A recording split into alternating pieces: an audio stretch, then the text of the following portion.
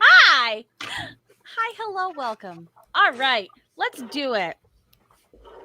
Hi, hello, official start of the stream. Hello to everybody, Doodle Crew and Doodle Crew friends. Also, hey, guess what? Happy anniversary to us! Woo!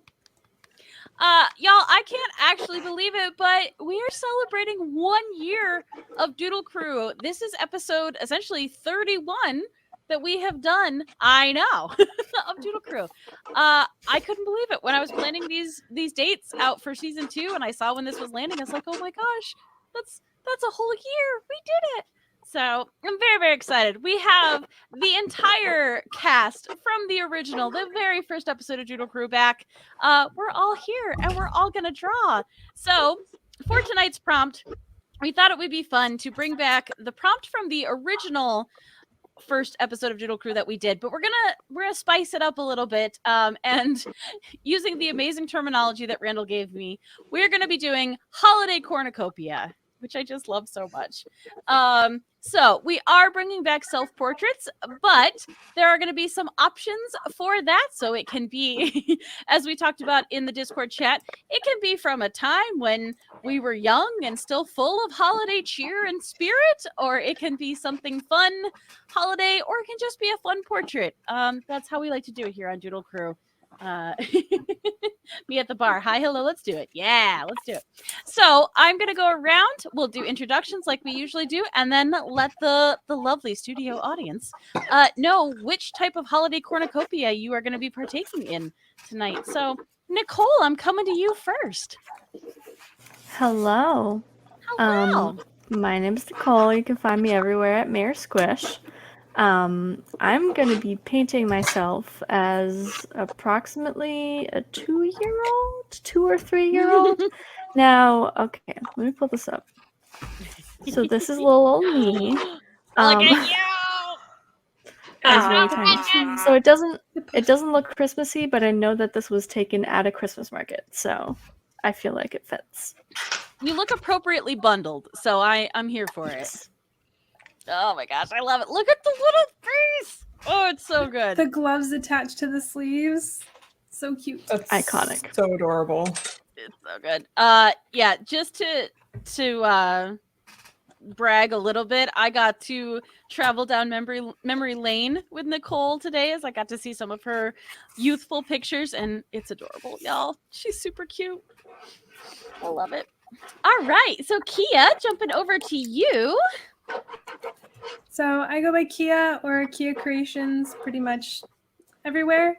And today I'm doing I guess, current me. How I feel the majority of the time during this holiday, which is you can come at me with all the Christmas cheer you want, but it's cold and I'm miserable. So I'm kind of doing like a funny little portrait of how distracting I get during this time of year. You can't tell, but I'm sitting on a heating pad, I have a heater, and I have a blanket on me. So yeah, that's what I'm going to do. But if I have time, I did have an idea for like a little child drawing of myself. So we'll see. Nice. I love it. Also, I feel you on the, like, it takes a lot. I don't really get filled with holiday cheer until about the 20th. Mm-hmm. I'm pretty Grinchy up until that point. My like 57th All I Want for Christmas song, then it'll start to like leak in because they've kind of beat me around, and I'm like, okay, fine. Yeah. Can't beat them, join them. Yeah, I was gonna say you've broken me down. I have little left. I will say very happily, broken my walls. You've broken my spirit. You broke my smolder. Working in retail, I was so happy this year that the managers decided to continue to play our normal music and then just like add a Pandora Christmas station in, so it was just in the rotation. I was like, oh, this is nice. So That's much refreshing. Yeah. So highly recommend that. Anybody who is a retail manager, do that. Please do that for us. It does feel like a sort of form of like intense torture. Yeah. Oh yeah. You know how It's they psychological. play just terrible music to break people in illegal and inefficient torture situations. They just play the same song over and over again. It's like that, but retail. Yep. Yeah, I don't need another I Saw Mommy Kissing Santa Claus, and if I hear Santa Baby one more time, I might lose it. So yeah. Yep. But hey, even though we can only see your hands, Laura, throwing it to you. So I don't really have a lot of pictures from my childhood because they're all in my mom's basement. So I'm going to be doing a Krampus theme. Yay! Look at your fun horns. I love I it got so much. horns. So I'm going to do a current self-portrait. Very similar, but with a little demon in there because I don't know. I love You it. get tired of tinsel sometimes. Yeah, I support it. I like it. Also, I love me some Krampus. Like, that's good fun. That's good fun all around. All right. Oh yeah, and you can find me as Lauracharles.art everywhere. I always forget that part. That's good. That's why I pop it up. We got this. The important part. Thank you. No, Krampus is the important part. Let's be real. Definitely. All right, so the coiner of the holiday cornucopia, Randall. Hi, hello. I'm super excited about this sketch that I'm seeing already. Hi, hello, let's do it. Yeah, so you can find me on Instagram at Randy Limoges. You can also find my art that I sometimes remember to post over on Tumblr at RW Art. So for today's self-portrait, I took a little visit to the past in the spirit of being sneaky and kind of evil. I used to take certain gifts that I knew what they were, like when my aunt would give me a PlayStation game, I would take it to the bathroom when nobody was home, and I would secretly unwrap it in there and take the disc out and then rewrap the empty case and put it back under the tree. Because my mom had zero idea that it was supposed to come wrapped in plastic. So I would very, very carefully unwrap my gift, leave the creases and everything in it, then rewrap it, put it under the tree.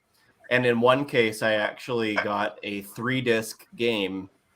I finished the first disc right in time for Christmas morning, and I opened it to pop disc 2 into my PlayStation. Oh my god, that's incredible. Yes, so That's I'm really drawing funny. me there, sitting on the toilet, being sneaky, opening my case of Monster Rancher 2. Oh, Monster Rancher, yes. Okay, Also, I looked because I I was was- pretty sure it was a toilet, but I was like, I'm very curious to see what this actually is. Sorry, Kristen, go ahead. Oh, I was judging your amount of mischief and chaos until you said it was Monster Rancher. Then it's like, well, all right, that's forgivable. I could see not waiting for Monster Rancher. Oh, it's so good. And last but certainly not least, the lovely and amazing Philomena. Welcome back. We're happy to have you. Can you see me now? I can see you now. Hey, how are you? I am creating an old picture. I was maybe like 16, where I was a photographer for a band. This has nothing to do with Christmas. So I was a photographer for this band, and this just awesome picture came to me recently, and so I'm sort of recreating that picture with the authentic 60s romper I'm wearing, but with Yes. my current haircut. And it just tickles me. I never do portraits. I mean, though they say everything you create is a portrait. I never do portraits, so this is really fun for me. And you can find me. I do a couple of things. I do art, and I'm also a personal development coach. And you can find all of that stuff at PhilomenaJackStudio.com. Thank you. I love being here with y'all. Yay! I'm so excited. No, it's such a good picture. I love it. Like it's such a vibe. Right? It's so good. Yeah. Yeah. Oh, yeah. All right. So let me bring in this final thing that I was going to do. Nope, not like that. I'm not going to do. All right. So I do have this lovely picture of me. as a tiny human. Oh. Are you the blonde one or the cat? I mean, yeah, that's Whiskers. He was such a good Oh. sport. So I do have that. I might bring that back and kind of adapt it to Christmas, but until then, I do have kind of a fun little silly sketch that I'm gonna do, much like Kristen. If I finish my stuff on time, I might do that because I'm doing just a small thing. But yeah, I am notoriously Grinchy, so this will be good for me to kind of maybe get a little less Grinchy and enjoy That the holiday. surprises me. I don't think of you as being Grinchy. I don't think that ever stuck out to me as a thing. Yay, that's good. I try. Well, I also especially the past 2 years, it has been a very big goal of mine not to yuck anyone's yum, because if you can find any joy, any cheer, any holiday spirit in this dumpster fire, then more power to you. You do you. If you want to start it in October, sure, you go nuts. I'm going to keep Halloween up until like the second week of November. You know what? There are no rules anymore. So I love it. I like that. I like that. So Hebe says, I think you're more of a Max. You'll contribute to destroying Christmas, but you also end up helping to save it. That's remarkably accurate. I appreciate that. Thank you. Also, if you want to find more of me and my art, even though I've been bad about posting recently, I am across the internet at a swan named Emily. Also, if you want to see more of the amazing Doodle Crew, follow us across the internet at Doodle Crew Draw. You can also head over to our link tree, where it has links to any of these artists if you don't remember all the wonderful things that they said or saw in chat. So, yeah. Yay for Doodle Crew 1 year anniversary. I'm so excited. It also doesn't seem possible. Like, that just... I can't wrap my brain around it. What? So I guess my first big question, because I feel like we have to get it out of the way. Does anybody have any specific art resolutions coming up for the new year? Ha! Yeah. That's everybody's answer right there. And we're done. Yep. I'm also fine with that. I got all kinds of Obligatory answered. Check. I mean, I'm planning on actually following through on that whole stream thing that I was talking about 2 months ago, because I got sick for like a month and a half. And so, I mean, no one's going to want to listen to me try and do art while I'm blowing my nose every 5 seconds. So I kind of put it off. But yeah, it's going to happen. It's going to happen. I swear to God. I'm so tired of it not happening. Yes, I support it. I like it. I like how you still believe it's going to happen. I really appreciate that. Absolutely. Because I mean, y'all have met me. The enthusiasm I have for projects doesn't necessarily diminish just because I cannot get my act together and get them done. Like, it's still there. I just, I can't always manage my shit. I mean, hey, it's not always management. Sometimes it's, legitimate life. Like, yes. Yeah, there's one. Oh, I know that one. I was gonna say, I feel like, especially this past year, for some reason. So again, this is nothing against like 2020, because that was plenty hard enough, and I didn't need more of a challenge. But something about 2021 has been even tougher. Yeah, no, it was so much worse for me. Because it didn't get better. It didn't get better. Like, I think I needed it to get a little bit better, and it didn't. And it didn't even just plateau. Like, it kind of got worse. And I'm like, I can't. As I say, yeah, mine quantitatively got worse. Like, just down.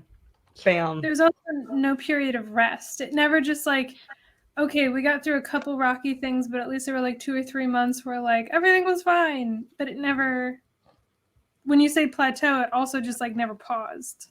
Yeah.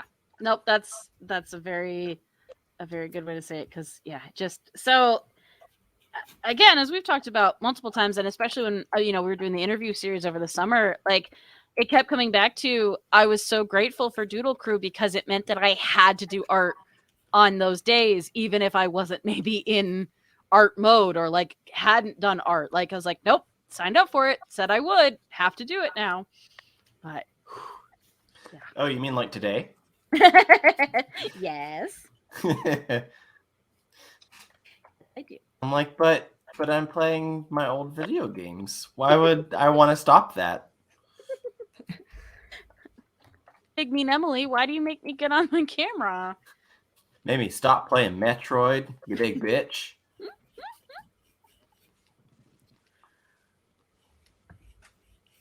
Oh, Really?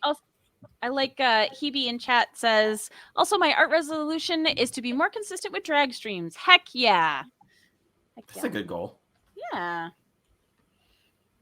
Oh my goodness. Also salute the fallen. Just finished a 13-hour drive. Holy butts. That's so Ooh. many hours of driving. Salute the Fallen is in Tennessee right now. Ooh. I think they're in Tennessee from New Jersey, so Yeah. bit of a trek. Yeah, that's one of those where it's deceptive because I'm like, no, that's not that far away. And then like get going on it. And I was like, oh no, that's actually really far away. Because geography is tricky. It was I mean, the whole probably center of the country, that's just like 3 hours, right? 5 hours? right. What were you saying, Kristen? Oh, it was probably on Tumblr. It was a whole thread about specifically people in the UK not understanding how large the United States was and how they were mentioning like something about driving 3 hours and they're like, you couldn't even get out of Texas in 3 hours. Like it's huge. And then just not believing and like looking it up on Google Maps and like freaking out. And the Americans are like, Europe. Because they're thinking like, oh, we can drive from Chicago to San Francisco in like 4 hours. No. I mean, It's that'd like be cool, but no. 16. Yeah. Whole road trip. I was like, I drove for 6 hours and I wasn't even through Pennsylvania. Like, come on. Mhm. Ah. I remember reading some online just I don't know comments about people who live in Europe and they're talking about how they would never get a job that was like further away than a 15-minute walk and how could anyone commute for longer than 5 minutes, and I'm like, man, that'd be great. That'd be so great. Also, like the amount of envy and jealousy I have for the amount of like good high-speed transport that they have and like ability to travel long distances in a reasonable amount of time with like somewhat reliable. I'm like, oh, that sounds cool. That's neat, guys. Can Yeah, I my has coworker. transport? I can has transport.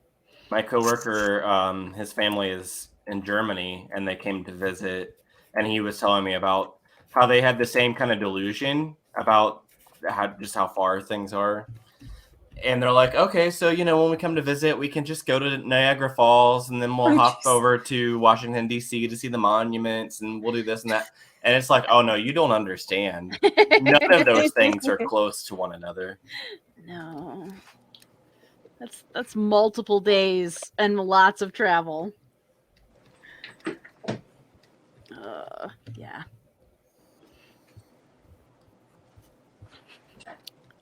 Okay, so I'm tapping you, Nicole, as our resident non-US person. What was your weird Yes. I mean, pick one weird thing about this very strange United Land. States that we are in.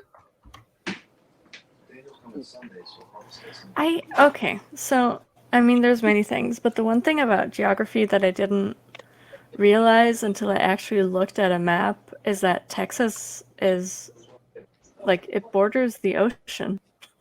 Like that doesn't make sense to me. Because to me it's like right in the middle, which doesn't make sense because it's not right in the middle. But yeah, I don't know, just weird.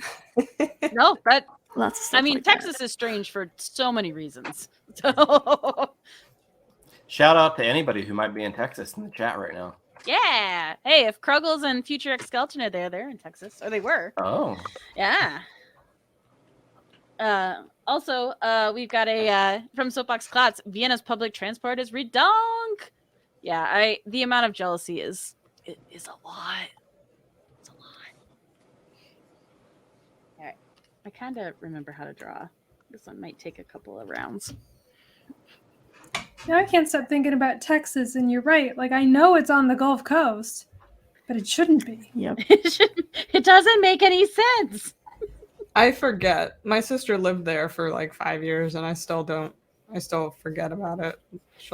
She'd be like, "Oh, we're gonna go to the beach," and I'm like, "How? Yeah. Wait, what beach?" Wait, I don't understand. You have a They're lot of wizards. sand. Do you have any water? Like, do you mean? And then I'll be like, "Oh wait, that's right. Texas is the size of a large country."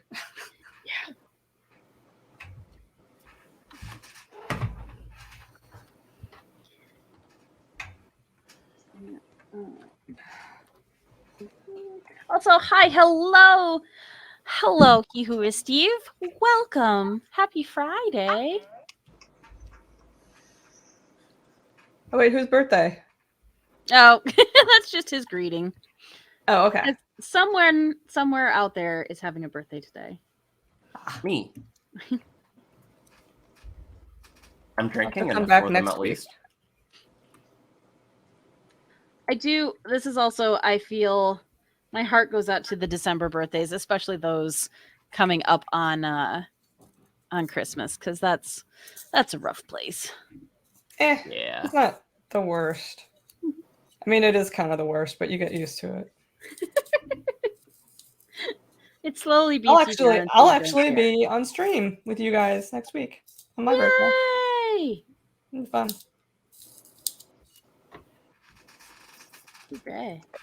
Where are the party hats? I forget, like, as Philomena came on with her party hat, I don't think I actually have any party hats. I'm sorely missing. I have a party tiara, and that is between like me and my roommate and my local friends. Whoever's birthday it is has to wear the party tiara, and it's just this plastic like Claire's tiara. It Yes. says birthday princess on it. I love it so much.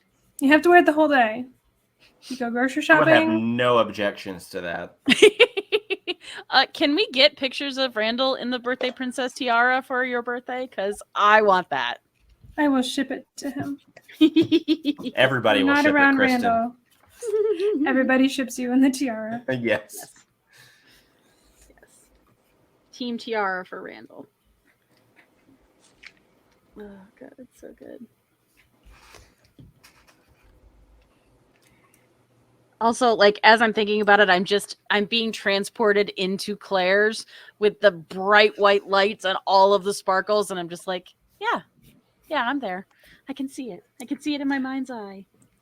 I can transport myself there because I was there, not too long ago. Yes, I still shop at Claire's because their earrings are cute. Earrings are cute. And they constantly have like buy one, get 12 free earring sales. So, funny story about shopping for earrings. Back in June. It wasn't even last year. God, I hate everything right now. The amount of like drop in your voice for that moment. It's You're just like, no, that just happened this year. Oh. So I was looking at some like little crystal stud earrings at Macy's, and there was no one there who could assist me to actually purchase them. And I walked across to like one of the registers, and they're like, "I'm sorry, we only handle sunglasses at this one. You can't buy those here." And I'm like, "Okay." So I went back over to the jewelry counter, and this lady walks up and she's like, "Is there no one here to help you?" And I'm like, "Clearly not." Or else I would have bought these by now. And she's like, "You want to buy these?"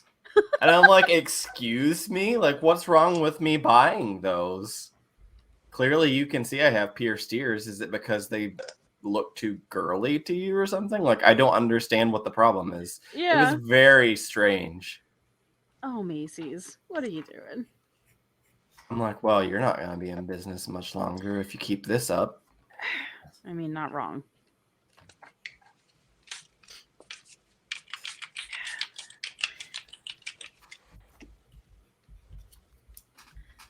Also, again, I mean, we'll say even they might not have even been for you. They could have been for someone else. Like, let me buy this thing from your store where you sell things, please?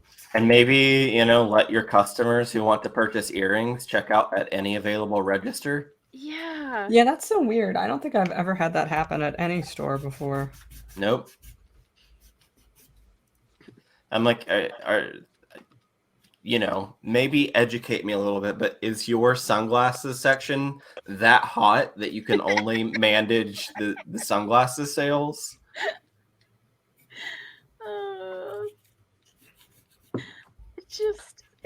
Those are the ones where you're like, there's so many different elements in this. You're like, is this, am I being punked right now? Like, there's no way this is real. Like, and I'm like, wait, but it is still this year. Anything is possible. That's true. You know, that phrase used to fill me with a lot more like hope and joy and whimsy, and now anything is possible. I'm just like, please no. No. Please no. I don't want it. Like, no. Only give me the possible. I can't. Stop taking the ladder out of our pool while you play our Sims game.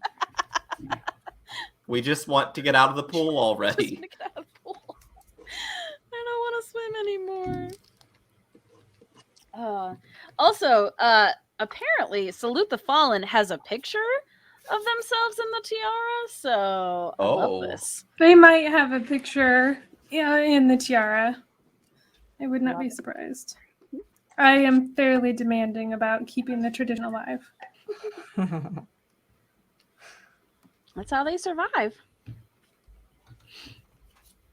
Oh, it was fun on this most recent week of, in addition, we got talking about holiday traditions, and some of the funny ones where I'm like, wait, what? This is a thing you do? But then also like, wait, do you guys not do this thing? And I enjoy it because I think it's been a while since I've spent like holiday time celebrating with other people or people I didn't know. So it is always fun to me to see what is a staple in family holidays and what the Hallmark movies have lied to me about. Hey everybody, I have just learned something. Yes. I never buy purple paint. Oh. There's no, I know how to make purple, so that must be why I never make purchases of purple. That's never thought about that before. I have to buy purple. I can mix purple, but sometimes you just need like a certain level of brilliance that you can't mix in the purples. Because the hair over here, which will be the hair, needs to be purple. Because in the photograph, it was purple. That's so interesting. I never realized that I don't buy purple. I'll be mixing some purple. Thank you. Okay, please go on with your conversations. I love it. Well, Philomena, I'm going to be interested. I'm going to be interested to see how your mixing of purple goes with the neon colors, because every time I tried to do it, it was with non-neon colors, and I would fail miserably to get like something really brilliant. So I think what I'm going to try to do is I have this cerulean blue, which is semi-opaque, and I have this luminous opera, which I want to kiss it. Luminous opera plus the cerulean blue plus some white. I feel like that would. We'll see. I feel like that'll work really well. All the names of those Sweet. colors sounded so fun. I know it. It's like, oh, why can't digital art have fun colored names? Yeah, seriously. I Why just is this messed up an Pantone eyebrow. the hex code? I just messed up an eyebrow, and I was like, undo. Wait, I double tapped it. I did 2-finger tapped it. It didn't go away. It did not go away. All right, let's see. Let's see how purple can she make it. Can you imagine how exhausting that would be if you worked at like Adobe or somewhere and you had to go through the millions of colors on the color wheel and designate a name for every single one? Sign me I mean, that's up. technically what Pantone does. True. Yes. Do it. I mean, if someone would pay me to do it, I'd find a way. When you're like, I want yellow, but not quite yellow and kind of white. And they're like, oh, perfect. Smoker's teeth. That's just the color for you. Okay, so see, I want your naming convention of them, Randall, to be like, like nicotine fade. I don't know. Yeah.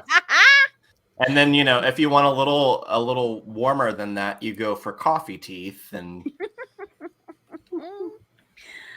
It's so good. warmer than that is the red wine stain. Okay. I go with Much these. better than just the hex code that we get now. I go with that. Yes. Oh, that is bright purple. Oh yeah, that pink makes Oh, yeah. all the difference. I'm making a good purple.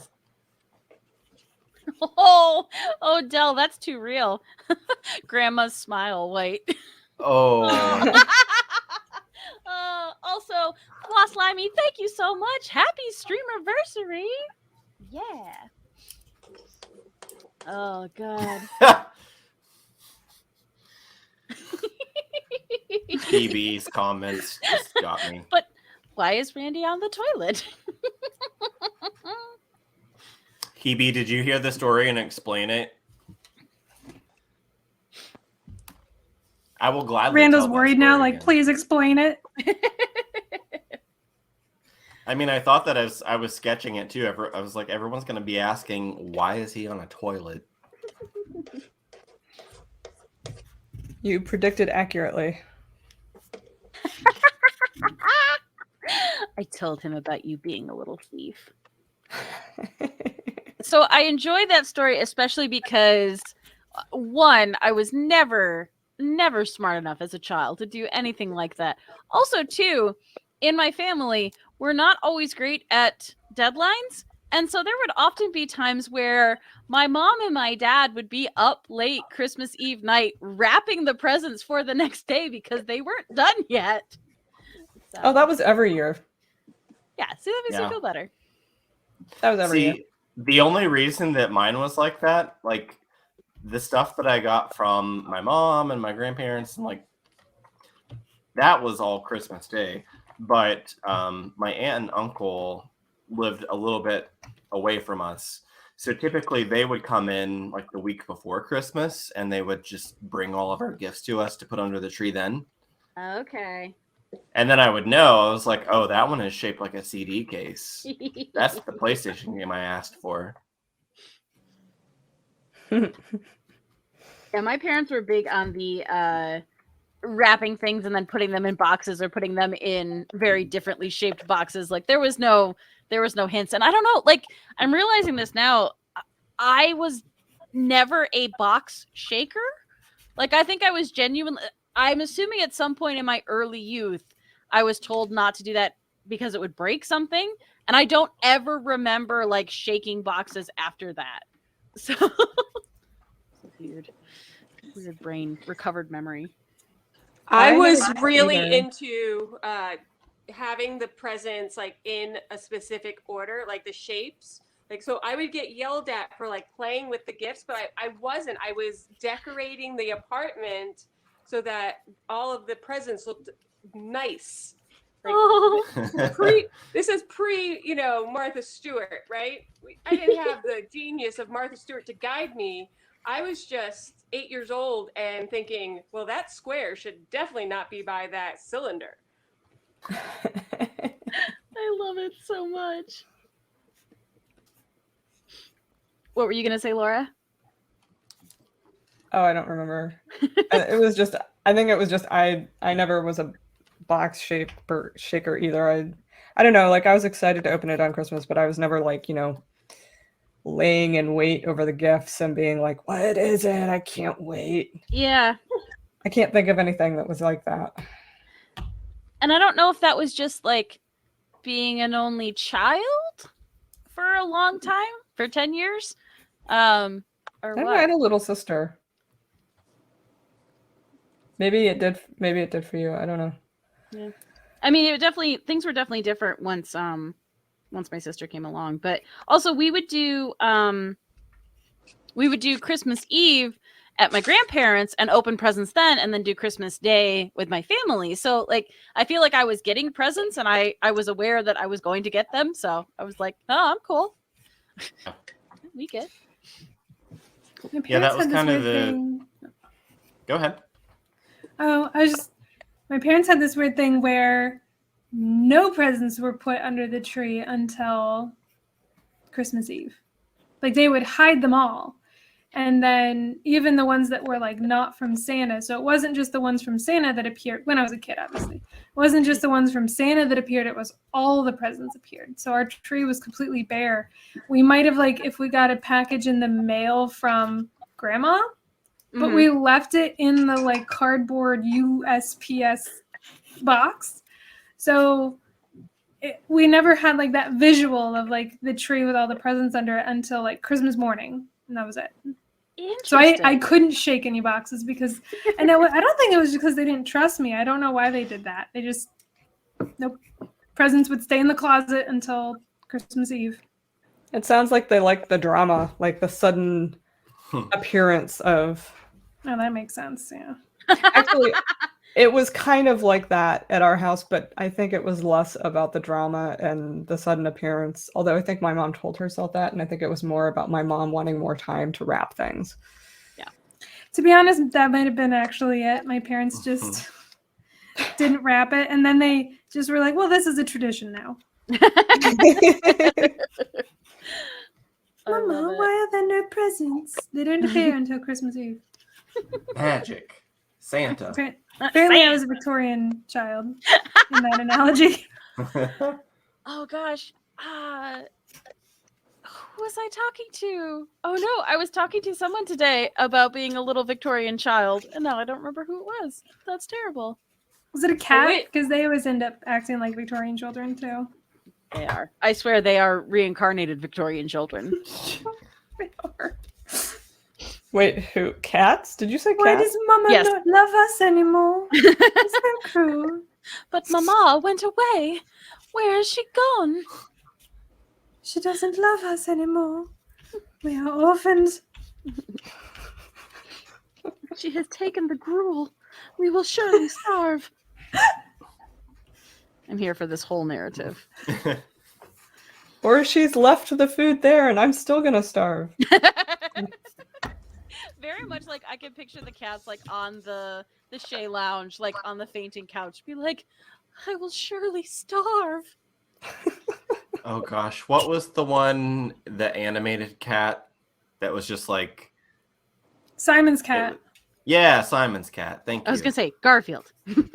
All I can see in my mind is that one animation of the cat like pointing at its mouth, being like, ah, ah, ah, ah.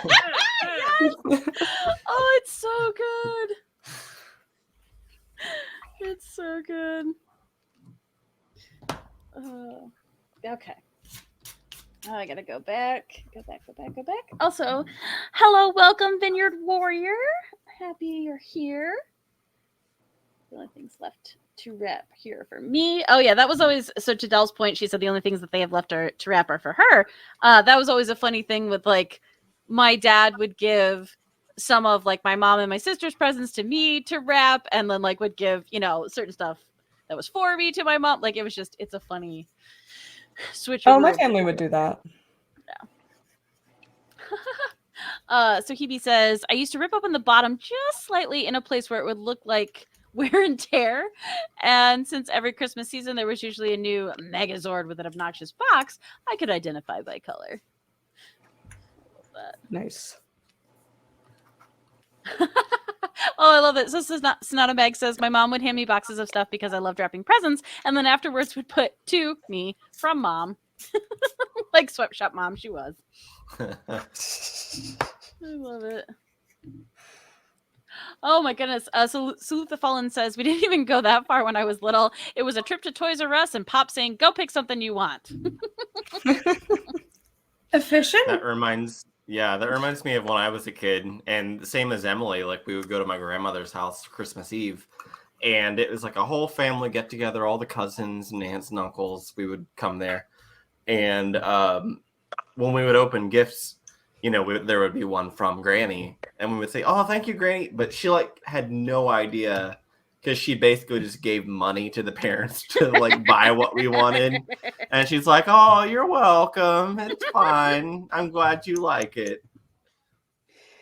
Yep. How did you know I wanted this Nintendo game, Granny? I don't even know what the Nintendo is. Yep. Yeah. Also, Which- oh, go ahead. I was going to say, I have mad respect as an adult now, because I do not have any effing clue what to buy people as gifts for Christmas. I can't imagine like having to buy a bunch of stuff for a kid and being like, I guess they kind of like this thing, I'll get them that. Especially if you're not like baby that stuff. child's parents. Like if you are like a relative that doesn't see them that often, you're like, what are they into? What do they like? Like I can buy them something we could play with together, but if you don't see them that often, like that's very tricky. I'm lucky my nieces are still like little, like 4 or 5 and 3. So I basically just get them like Hey. sparkly unicorn things, and I win. Like, it's really all it takes right now. I'm a little bit more concerned about what's going to happen later. Yeah, especially like once they actually start developing like personality, and you know because you're gonna get the one or both who all of a sudden rebel against the sparkly unicorns, and then like, well, no, I'm only into this now, and you're like, oh, How did you do that? My cat stepped on my keyboard in full screen and I wasn't sure how to get it back. oh no, cat, no. Personality. Yuck. Also, Hebe can't wait to get your gift, Randall. Oh. Laura, that's so beautiful. I just looked at the screen. Oh my god. Oh, thank you. Laura. yeah. Makes He's me whine. pretty. It's so good. I love it.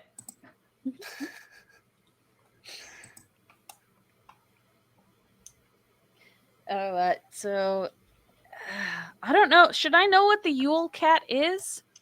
Is that a thing? Is that like German or Swedish tale about the giant cat that destroys the village?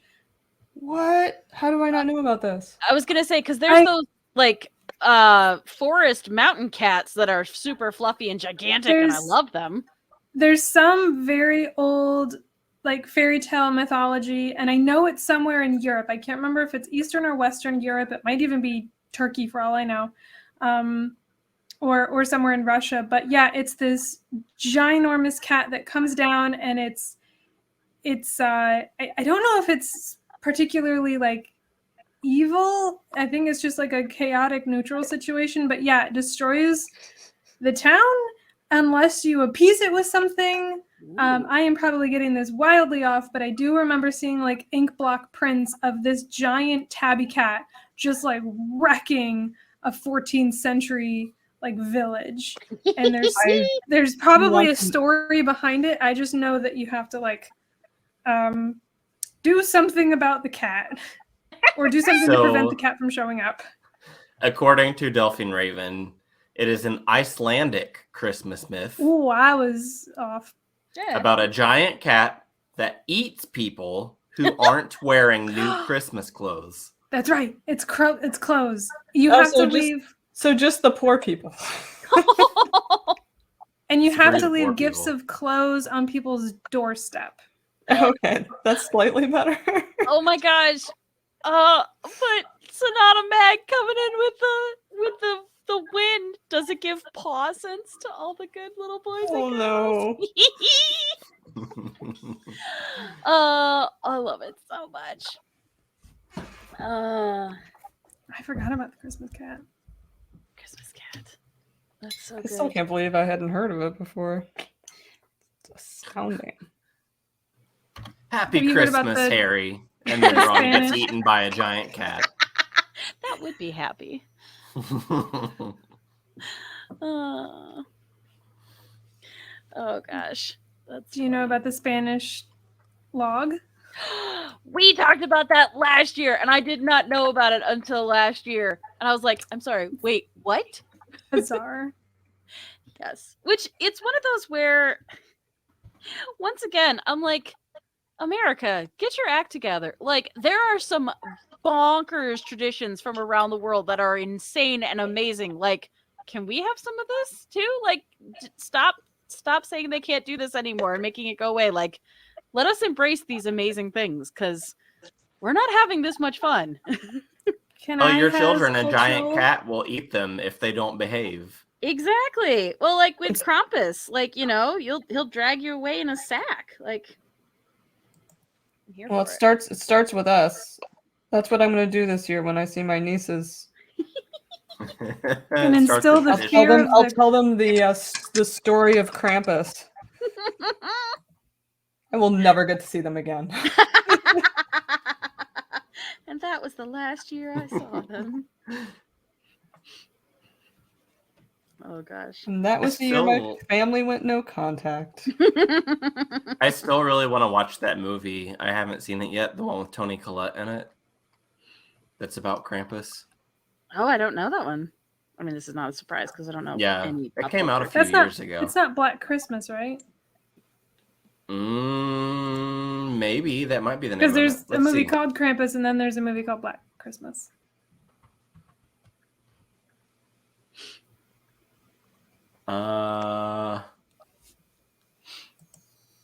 This movie with all the tweens on the poster is definitely not it.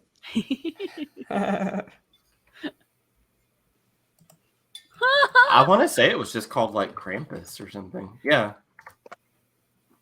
I don't think I realized that Toni Collette was in that. Like, I remember when it came out, but also, Soapbox Clots, Just Rompus Things is a like Where the Wild Things Are-esque book that I would absolutely love to have to read to children. I love it. I love it so much.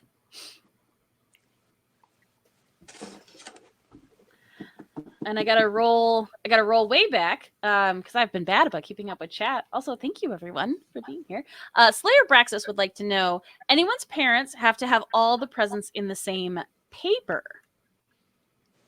No. Oh, that was like the tip off if you got something from Santa, if it didn't have like a certain paper. Mm-hmm. Because you'd be like, oh, well, that's the same paper that you used. I know that's not from Santa. Precocious little shits that we were. Yeah, I don't think. Not so much. I think my mom cared more when we were younger, and she was legitimately trying to lie to us about Santa Claus. But as far as like just because like fashion or whatever aesthetic sense, I don't think that they cared much. Yeah. That's how I was able to tell what presents my mom wrapped versus my dad, because my mom used the exact same wrapping paper every year because it was this nice expensive stuff that she just like bought en masse. And my dad didn't know where she put the wrapping paper in the house, so he always had some cheap like dollar store wrapping paper that was not nearly enough to wrap the presents.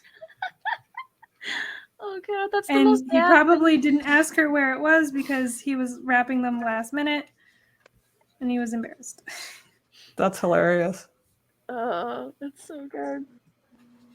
And I know because I asked him where the wrapping paper was, and he's like, "Your mother knows. I don't know." I'm like, well, I'm wrapping her a present. I can't ask her either. Ask your mother. Oh gosh. Yeah, we used to do our big thing was if we really liked a certain wrapping paper, we would wrap like one of the boxes that had the like the wrappable top and then the bottom that fit into it. I don't know what else to call it, but like we would permanently wrap those, so we would reuse those boxes every year, so you got to have that same paper. Oh. So yeah, that was always our big thing. So like we would have like getting out the holiday wrapping was always like getting out this huge stack of like permanently wrapped boxes as well as all the tissue paper that went in them, and then like there wasn't as much actual like wrapping paper each year. Oh, I like that. That was not something we did. I think this is probably also really very be much curious like if there's anybody in the chat, I don't know if there is, that is Jewish, for instance, like if they have any weird holiday shenanigans that, like, I'd be really interested to hear about that. Yeah. Holiday chicanery. Yeah, let me catch so let's see. So Salute the Fallen says, I hated the from me to blank because I never knew what was in the box. It was an awkward, this is awesome, thanks for the gift, with me going, glad you like it. Yeah, I love that even on the ones where I would wrap them the night before or very recently and then forget what was in it. And they're like, oh, this is amazing. I'm like, I'm just as excited as you because I don't remember. So let's see. Dell says, my husband's gifts have their own wrapping paper and my gifts are in the aunts and uncles paper. That's good. But yes, to your point, Laura, anything that came from Santa was always wrapped in like just tissue paper because that was something that we didn't ever do. So that was his like special thing. Also, we were kind of talking about it a bit on Wednesday, and I realized like Santa would get cookies, but the thing I was always super excited about, and this is how you knew that I grew up as a horse girl, is we made sure that we left out carrots, for the reindeer. Like that was the one I was really excited about. So we left out salt licks right outside where like the roof line was. So it's like so the deer had a salt lick outside while they waited for Santa inside. Because we had horses too, so of course we had a salt lick. yeah. That's super adorable. I love it. Well, I insisted. I remember like, but Mom, what about their sodium intake? Yeah, we had reindeer feed. It was like a mixture of oats and stuff. Maybe it was like oats and glitter or something obnoxious just to make it look Christmassy. Oats and glitter. And now me as an adult gay is like, yes, oats and glitter. I'll have that. Thank you. Merry Christmas. Like when my friend made Jell-O shots with edible glitter, and I was like, yeah, Happy New Year. Oh god, it's so good. Oh boy. Okay, so Lost Limey is trying to remember the names of the Christmas kids that were a European tradition that Benito Sereno of Apocryphals podcast did stories about. But that one I don't know. So if anybody knows. Dell says the cat is better than Gryla the giantess, who steals naughty children to cook and eat, or her 13 sons, the Yule lads, who steal and harass at Yule time. I only know the Yule lads because they did an episode of Drawfee, and the Yule lads were one of the ones of the characters that they drew. The Yule lads are cool, but they seem very stressful because of all the stuff you have to do to like, because some of them do bad stuff and some of them are just like, yeah, I'm gonna move your shoes around. It just seems stressful.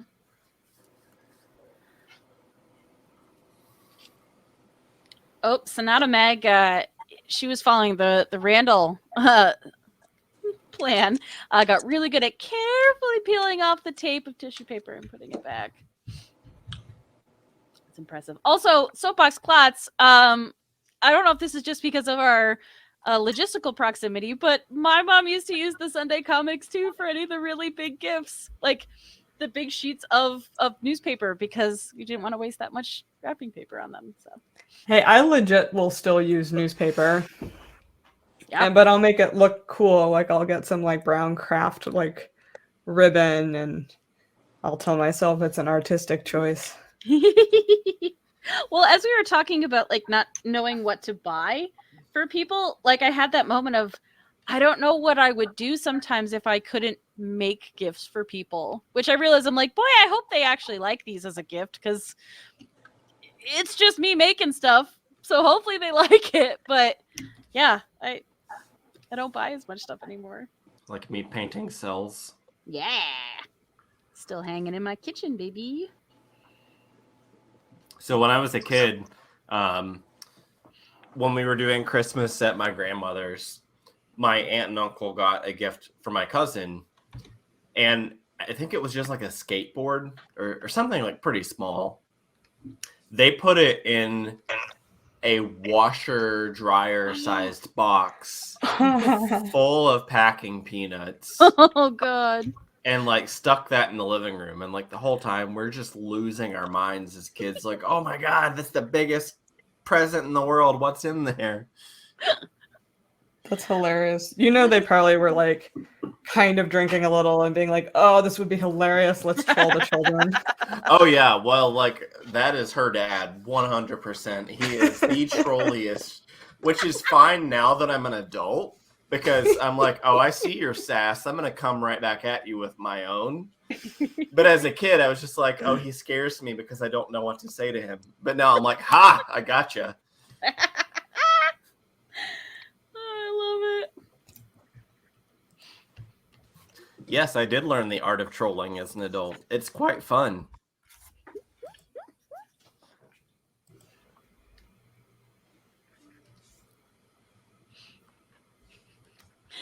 Oh, gosh.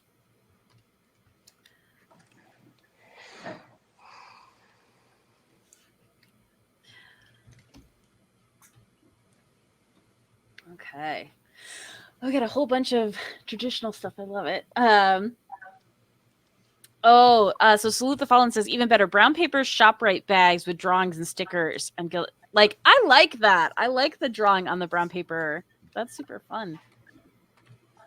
Lost Limey says, Christmas tradition, we'd leave out a mince pie and glass of whiskey for Santa and some carrots for the reindeer. Next morning, the carrots would still be there, but with teeth marks in them. I suspect my parents gave them to the dogs.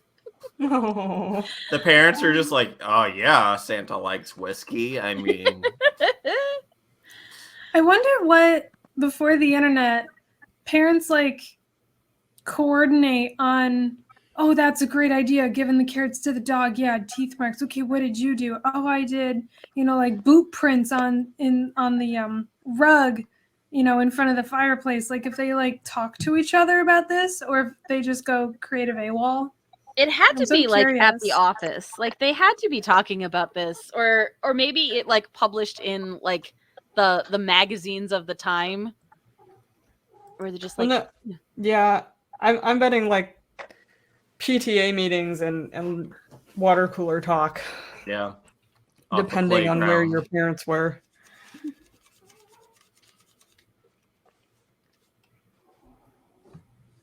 But they had to just- like compare I like to notes. think that Like, happened. yeah.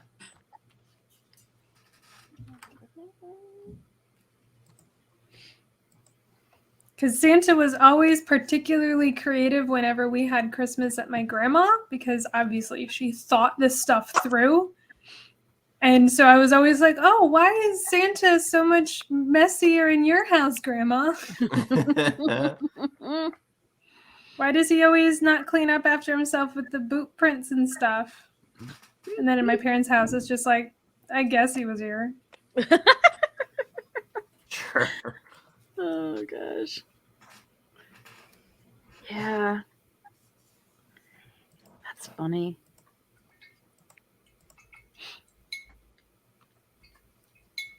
Well, I'll say I guess it was definitely something I remember from the years of, having a Santa gift to open, but then also, so I was 10 when my sister was born. So there's a whole nother chunk of time where Santa is still visiting us. But the thing that we would always do is like, because I've never been a morning person, even when I was a child. Like, even in my excitement, I think like 8:30 is when I would finally like pull my butt out of bed to go down for Christmas. But we would do the thing where we would do stocking stuffers, and then there was usually like you'd get one gift that was a toy. It was either going to be a video game later in life or like something big that was assemblable and that was going to be played with. And that's when mom would go in to make breakfast. And like at the time, dad and my sister and I would play with the toy. And that was how you got through like that chunk of time until food was ready. And then we'd eat and then continue. So. Yeah, my parents worked out this thing where we were allowed to, they made our stockings really full of just like dollar store stuff and like candy. So we could get up at 6 o'clock in the morning and go and eat and play with whatever was in the stocking, but we couldn't open any gifts until they were awake and downstairs. Okay. So it'd be like mostly candy and like, I don't know, like the little tchotchke things that you can buy. Yeah. And that's how they were able to sleep in. I have no idea how I used to wake up that early now, looking back at it. I would wake up, watch cartoons, wait for my parents because I couldn't touch anything until they were awake. And then we'd open stockings while we had breakfast. So they made me wait till like noon sometimes before I could open any presents. Oh, that's brutal. Oh, And I think it has to do with whomever mentioned like the dramatic of it. Probably had to do with that too. Like, look, we want to take time and enjoy the tree. That's what I actually remember my dad saying. We want to take time and enjoy the tree and how it looks with all the presents under it. So let's sit here for a little while and listen to some music and eat some like late brunch. And I'm like chomping at the bit as a kid. Did you ever point out to them that if they had put the gifts under there sooner, then that could have happened earlier? I didn't have enough awareness that wasn't the way it was supposed to be. There's no supposed to. I just think it's a funny. No, and it's also like I'm totally with Kristen because my little kid brain wouldn't have like been able to put together like those steps in logic of been like, well, if we did this sooner, then we could enjoy it. But also like no, you're right. I wouldn't have either.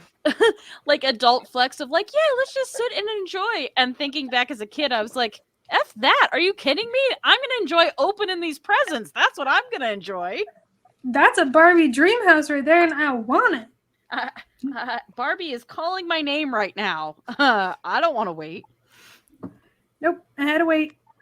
And then, of course, we had to open Grandma's presents first so that we could call her after breakfast because we had to wait till she was awake, too. Man, they made me wait. Oh, wow. This whole talk is making me realize some things that I had very much repressed. I just enjoy, like, this year you're going to talk to them. Be like, Mom and Dad, we need to talk. Are you celebrating with them in person this year? I am. We're actually traveling for the holidays this year, which I'm not going to get into that drama. I was going to say, but I feel like you need to pull a flex on them, like when they're getting ready to do something. Be like, no, let's sit and enjoy this. Yeah, let's. Would you like to have a family photo? No, I just want to sit here first. Just a little bit. Feel, Mom. My parents went on vacation, and right before my dad got a new. I swear this is related to your story. Right before he got his very first smartphone. Mm-hmm. And my mom keeps sending me pictures of them sitting in this beautiful like vista, and it's a picture of my dad looking at his cell phone. Really enjoying the family time. That's for dads, though, I feel. Oh, God. Also, can we talk about how, because I think all of us are pretty close in age, the obligatory like Christmas footage of being recorded and your parents talking about the features of the video camera that they're filming on while they're filming you unwrapping presents. Uh-huh. Oh, yeah. I just love it so much. Yeah. That was one of the traditions that my cousins and I would do, was go back and rewatch our old Christmas videos and just like videos when we were kids. And there were numerous videos where it was like, oh yeah, this is the JVC blah blah blah. It's got every time. And you've got mom being like, oh, okay, well, we're gonna be able to do that. And he's like, yeah, see, if you see here, like you hold it here. And I'm just like, oh my god, it's so good. It's so good. Mike, I'll hold that picture up higher so we can see it. Oh my god, I love it so much. Nope. Mine wanted to appreciate the tree. There was no time for videotaping. Nothing was videotaped. Also, then, like, I love it because they would try and do, like, because they were always experimenting with, like, the zoom feature. So all of a sudden they're zooming in on, like, the lights of the tree, and then it blows out and washes everything out. And then they're trying to make it. Oh, it's so good. Oh god, Sonata Mag's comments right now are so good. They're so true. Suddenly you're in black and white or night vision. You're like, what? What did we push? Then we got to talk about what we pushed. The wrong date because no one but the kids knew how to program it. Oh god. Oh, it's so good. It's such a specific thing. I just love it. Kids these days, they just don't know.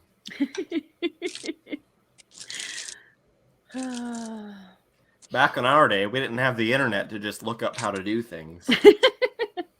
We had to make it up as we went.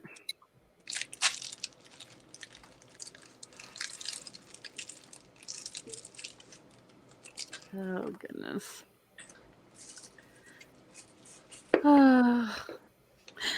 Okay, let's see. All right, going way back. So Soapbox Clot says, I could never sleep on Christmas Eve, and I was banned from waking up before 6 a.m. Yep. Sonata Meg says, my mom would create dangerous fire hazards, keeping us from getting up before they were ready for us to be up. Like tying my sister and mine's doorknobs together. Oh gosh, yeah. I just, because the house that we lived in, like my bedroom was upstairs, and the stairs to downstairs had a door that closed on it, and I definitely remember like having to knock on that door before going downstairs in case they were still wrapping and stuff. But oh god. Oh, Lost Limey, that's adorable. Says, I don't remember how early we used to be up, but we weren't allowed to open anything until the first pot of tea was made. Oh, Boy. That is adorable. That's adorable. I love it. That's precious. Salute the Fallen, calling out. Then you become an adult and your parents ask what you want, and all you can think of is socks. Yeah, a lot of my list ends up becoming, I'm like, well, I really need new bed sheets. Do you want to get me those? Yeah. That's super relatable. Oh god, I hate it. But so true. Like the one year I asked for like a new electric toothbrush because I hadn't had one before and I'd really wanted one. I'm like, could you get me that? I'd really like an electric can opener this Christmas. That's good. You ask for all the things they tell you not to get people because they're like appliances. You're like, well, the microwave broke. Yeah. This would actually be really helpful and really nice. It's no longer like grab bag stuff like the newest toys coming out. It's like, no, but like just, I don't know, maybe some new bath mats for my bathroom would be lovely. Oh, gosh. I'm so sad that you said that because I legit do need a new bath. I know, me too. Oh gosh. Yeah. And just like I have those realization moments where like the amount of excitement I have over opening something like that, or like at least, I do get really cute socks and I do get excited about it, but sometimes I'm just like, this very cool, like helpful adult thing. I'm so happy, thank you. What was it? Oh, I needed a cover for my bike when I have to leave. Like, I don't have the energy to bring it inside, but it rains. I'm like, can you just get me like a tonneau cover for my bike? And she's just like, you mean a tarp?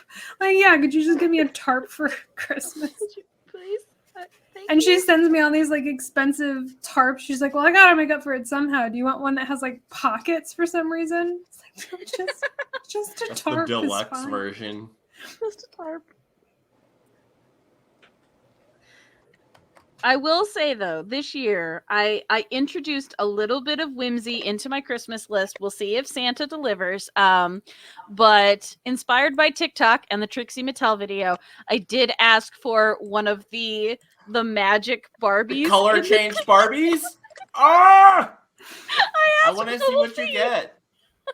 I'll see if I get one. If I do, I'm videotaping it and sending it to all of you. So, Yes. what are these? Oh gosh. They're so good.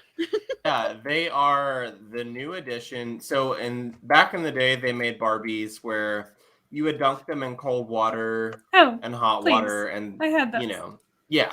So they have completely new ones now that are based on that same sort of premise, but it's the entire Barbie. What? So they come in like a big like tube and you drop the Barbie in and you like screw the top on and leave them in the water. And then when you pull them out, you get to see what kind of Barbie you actually got. Because the whole thing is just like, solid pink or blue or whatever. Yeah, like an iridescent like coverage over all of them. Yeah. So you don't know exactly what Barbie you got or what clothes When you they say came Barbie, with. do you mean like you might have, well, like it doesn't change the form. It's just like what hair color, skin tone, facial features? Yeah, kind of that. Oh, go ahead. They also have mermaid versions too, though. That was the So one I you asked don't for. know exactly what kind of a mermaid tail you're going to get, what colors are going to come with it, what But you get, like, accessories. all of the accessories come in their own individual bags, so it's very like mixed grab bags. So like you might get a different tail, and because I think it's cool. And again, I watched so many videos on this. It's ridiculous, but like they've got cool molded hair, but some of them, like the mermaid ones, come with like a tiara, and there's little mermaid pets, and there's little kids, and it's a whole thing. Yeah, so we'll see. Hopefully Santa gets me one because I want one. That sounds amazing. That sounds like a lot of fun. It also reminds me of back in our day, they were not Barbies. They were like Cabbage Patch dolls, but they were not Cabbage Patch dolls. And the whole point was that it's a baby, and then you have to dunk it in water, and you also have to dunk its little accessory pack in water, and you would see like what gender, like what hair color, like all this kind of stuff. Oh, I remember this. Yeah, it had like a birth certificate. Oh my god, it did. I vaguely remember the pattern of the one I got being this like super loud tie-dye. Like that's my best memory of this toy. Oh my gosh. Yeah, I feel like so much of our childhood was dominated by like different activity baby doll toys. It just seemed to be a lot of baby dolls that I remember growing up, which I never wanted any of them. I wanted like the action figures. And I wanted the damn Easy Bake Oven. That's what I wanted. And my cousin got it, and I was like, yeah, we're going to Granny's this weekend, and we're going to make some cookies. That's what we're doing. Mm-hmm. We're going to watch a Goofy movie for the 50th time, and we're going to make cookies. Oh, God. I love it so much. Gonna strap on Jamie's moon boots while we're waiting for the cookies to finish. Oh god. I was also thinking about the favorite danger toy that I got that I actually owned in the Sky Dancers, and how you'd go to pull those and like all of a sudden have this like flying slicing toy in your small confined living room. Amazing. I want an old Sky Dancer so bad. I watched the show, but I never actually got the toy. I was always a little sad about that. I legit didn't know there was a show. Like I found that because out it came so on much at like later. 6 a.m. It actually, the only reason I ever watched Dragon Ball Z when it first aired, like way before Toonami, was because it came on right before Sky Dancers. And I would always wake up like just early enough and I'm like, okay, it's either infomercials, evangelical stuff, or this boy show about aliens. So I ended up watching it and I ended up getting really into like DBZ as a little kid, like a 10-year-old. And then Sky Dancers came on afterwards, and that's what I was really after. It was not a good show, Sky Dancers. I got into Sailor Moon because of Thundercats, actually. Was it the same sort of situation? Yeah, because on Toonami, back in the day, they had Thundercats on at like 3:30, 4 o'clock, whatever it was. And then Sailor Moon was right after it. And usually I would change the channel. But this one particular day, I'm like, you know what? No, I'm drawing. I'll just leave it on. And I did know it happened to be the episode where she finds out she's the Moon Princess and everything. And I was like, oh, wow, this show has a plot? What? Okay, I guess I'm going to watch it now.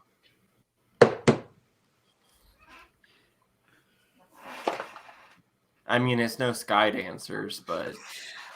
Oh, and this is the one, I think it's, Kristen, I think you remembered this one. It was like the Tenga and the Warriors or something like that. Like again, Tango and the Warriors of Magic. It was the Japanese magician who was a real lady, and she had her own animated series, which was amazing. And I had all the toys, and I probably still have them in like my mother's basement somewhere, to be honest. Yeah, so I Tango and the Guardians or Warriors, I can't remember, of Magic. Yep, because I had the toys, but again, didn't know where they came from or, you know, what they were about.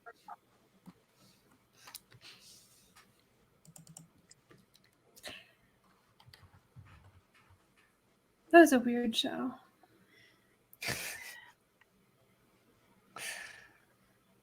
So many premises of those early shows were so weird. They're so weird. There are times where I'm just like, how did this get made? I love that my origin story is also shared with Salute the Fallen. That's actually how I got into Sailor Moon too. Aw, I love it. Just watching our Thundercats, then all of a sudden, oh hey, here's this show called Sailor Moon. What's that? Okay, Del, you have a direct line into my childhood because I had not only the cat version of this, but I had the horse version too, which once again, if you know anything about horses, that's not how babies work with them. No, but they had Velcro in their stomach that you would open up and you'd find out how many babies were in their stomach. And then if you wanted, you could put the babies back in. It's such a weird toy. Yep. I had the bunny version of it. And Pound Puppies. Oh, yeah. God, all the Pound Puppies. My Little Pet Shop. I was obsessed with My Little Pet Shop. Yep. I had the best looking pet shop, by the way. Just stickers everywhere. So many animals. ASPCA nightmare, but it was cute. Definitely an OSHA violation, but I loved it. Oh, God. That's so funny. Yeah, my sister was really big into the Playmobiles, which I thought was really cool. Like, I don't remember us being as big in Legos, but we were real big in Playmobil. I think Playmobiles got really popular a little after my age, but I definitely got into the Legos hardcore. Oh, I was obsessed with the ones that were like the undersea Legos. They had with like the octopus little and the shark. there was like a little submarine kind of thing could be built, and I would take it to the public pool and like submerge it, and thought it was We the still coolest thing in the have world. those. My husband has, like, he's kept all of his Legos, and he has a whole bunch of those, like, undersea ones. Aw. We put them together, like, over COVID. Tell your husband to hide them. I'm coming for him. I will find them. Oh Lord, he coming. Oh. Soapbox Class says, Randy, yes. So was Squish 2? Soapbox Klotz is just sharing all your secrets, Mayor Squish. Was that for pound That's puppies, all or was that for the creepy pregnant animal adventure game, whatever that was? Oof. No, I think that was about Playmobil. Do you remember the dolls that used to like poop and pee when you would feed them stuff? Mm-hmm. Ugh. Oh, that was so like why? Why? Why was that a thing? But it was so exciting when we were kids. We were like, "Look, my doll can poop," and like wanted to show it to everyone. Wasn't that also one where they had like issues with fingers getting like hurt because kids Yeah. kept sticking their fingers in the mouths were like Or their hair. I think you're right. Yeah, because it would get caught like their hair, and then it would just like keep like biting. Oh God. we played with We some lived in a dangerous magical toys. time. Yeah. There was a comedian a long time ago, like I can't even tell you what the comedian's name was, but he did this whole thing about how he was pretty sure children's toys were a conspiracy just to like bump off some children by like toy manufacturers because of how many like those seesaws and swings and stuff were just designed to dismember. Survival of the fittest. Yep. And you know what's Kids. funny is at no point in my childhood do I ever remember feeling like I was actually in danger. Like doing all of these things, I'm like, no, I'm sure I would have given my parents heart attacks, but I was never afraid of any of it. Because we That's how were they in get ya. areas that we perceived as safe. Yeah.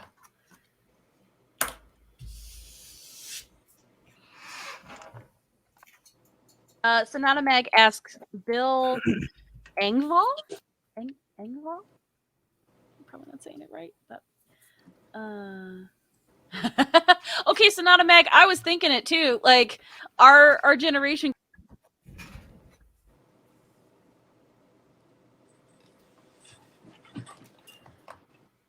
Did Oh. we just lose Emily? We sure did. I was like, Oh wait. I was gonna see what happened. our generation got. I got taken out by the. They don't want me selling what I'm about to say. No, all of the kids' toys with about like being parent and all of that. And all of us are like, yeah, no, we'll pass. We're good. I don't need to do this more as an adult.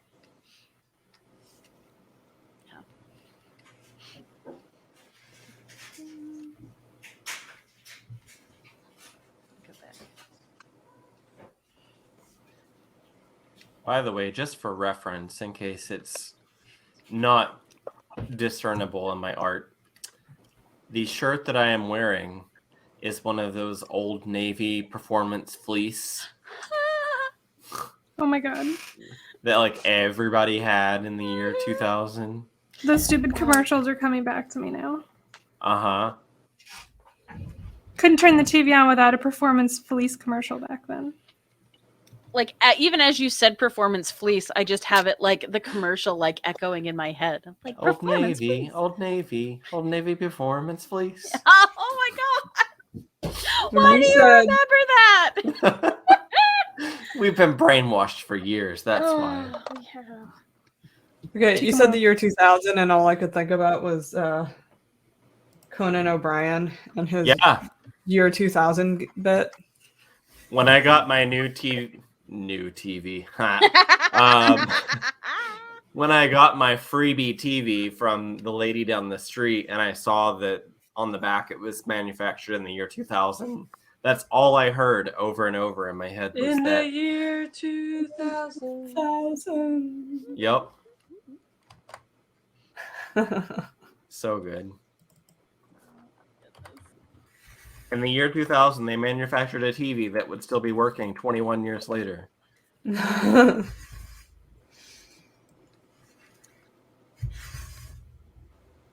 You can't see her, but my cat is sitting here.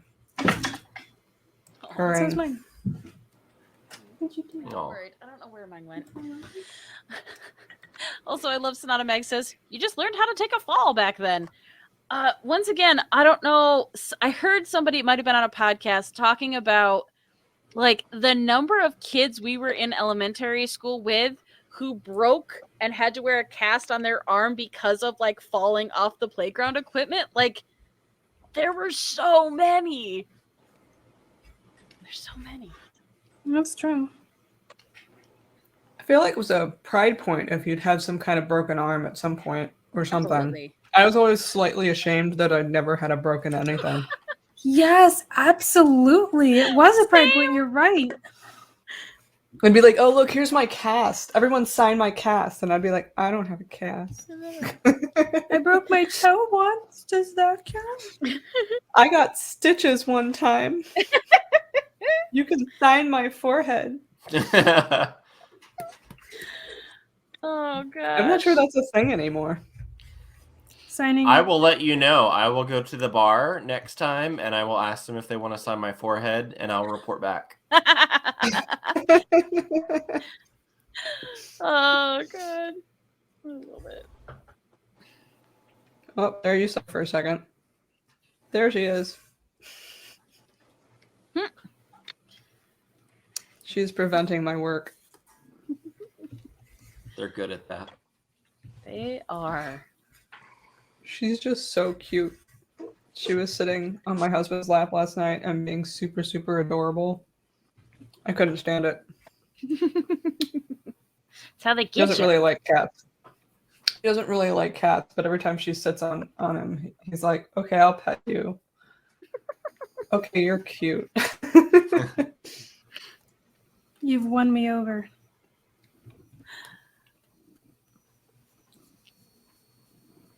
She's so stupid.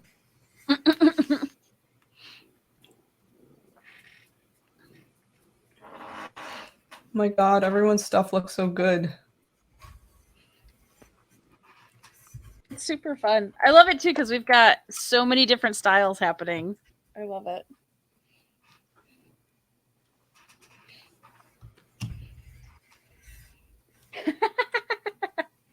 Soapbox Clat says you can carbon date Randall's art inspo era by the presence of cargo pants and Old Navy performance fleece. Oh, yeah. I made sure to make those pockets extra noticeable on those pants.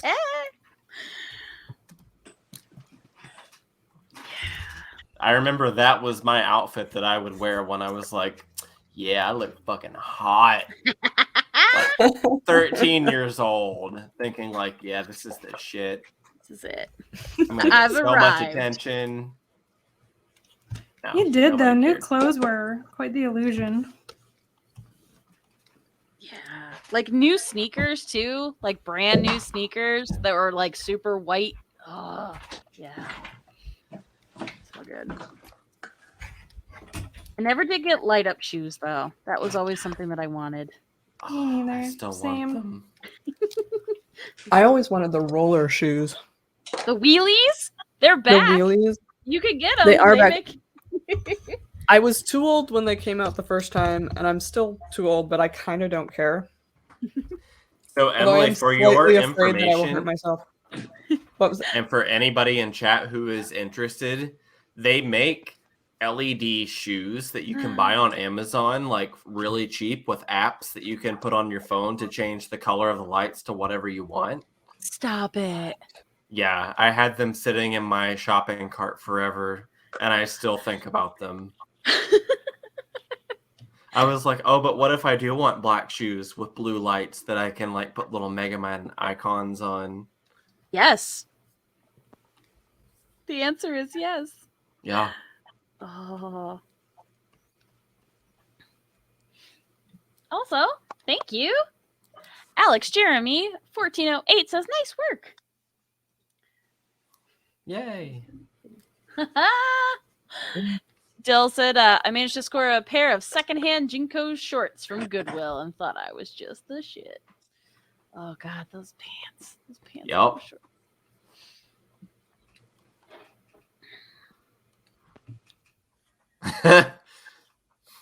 Did you see Sonata Mag's comment about sliding down the slide if your shorts were too short? That's literally the sound that screech.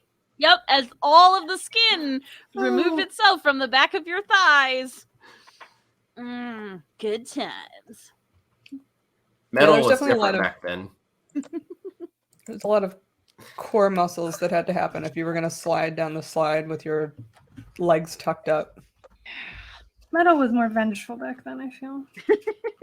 It was. It was out for blood. It really was. Oh, gosh.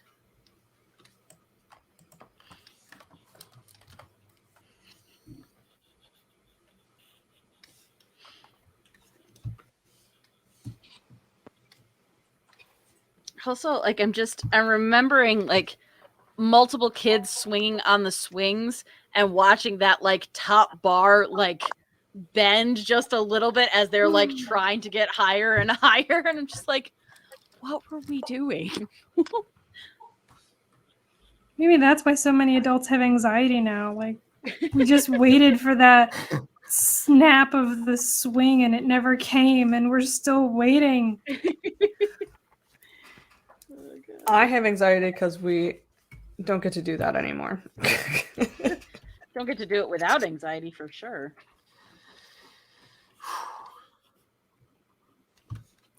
Where are the But I think adult it's that whole, playgrounds?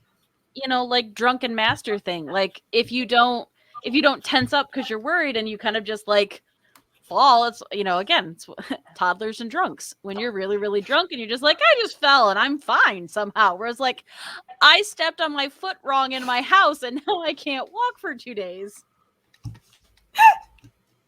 Oh my god.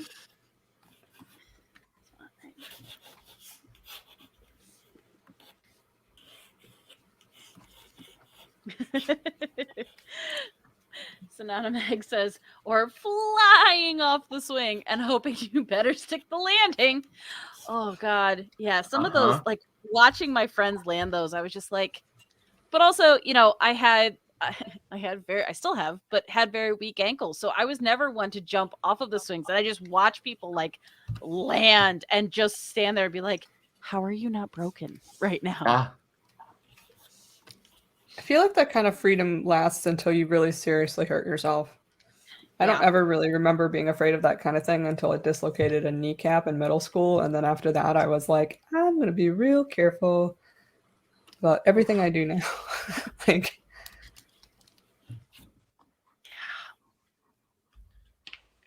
see, even now as an adult, I'm like, no, I'm invincible. I don't know what you're talking about.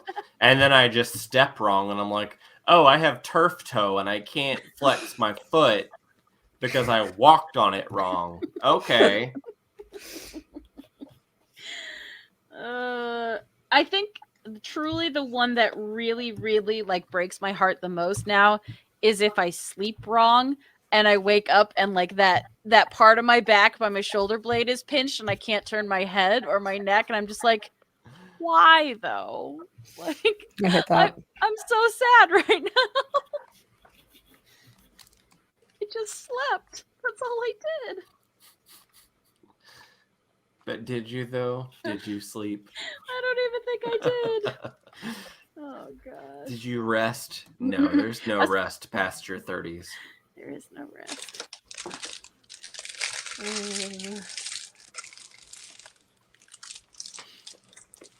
We complain a lot about our age on this program, but no one else wants to hear us, and we need outlet.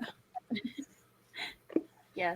I very much appreciate all of you in chat coming to our Doodle Crew group therapy.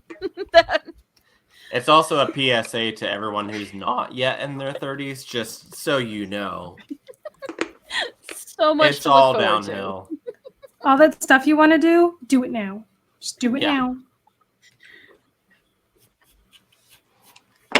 Okay, my friends, I gotta peace out. All right. Well, let's show and tell real quick so Oh. we can see the lovely Philomena. Oh, I want Wanna to see the see? purple. Oh, that's fun. Ooh. Now, So pretty. she's got a ways to go.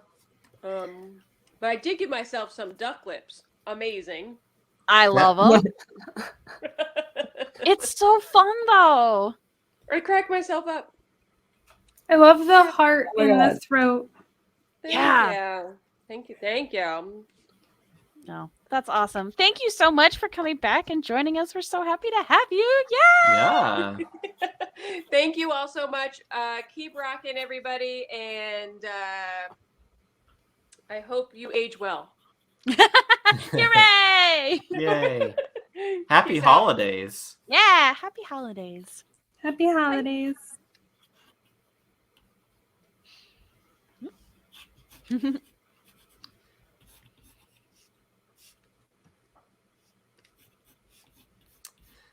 After getting that brief glimpse of Nicole's giant-sized sketch, I am loving that coat. Oh my gosh, it's thank so you. good. It is a process. The colors Also, are really like- nice, though. And you got that, like, you got the little kid pose just right. Like, there's that weird way that little kids stand when they're in coats that big, and like you've I nailed know. it. It's the arms to the side. Just I like, can't put my Uh-huh. arms down. My roommate did that earlier. He went to the gym and he's like, I did chest today, and now I feel like I can't even fit in the door frame.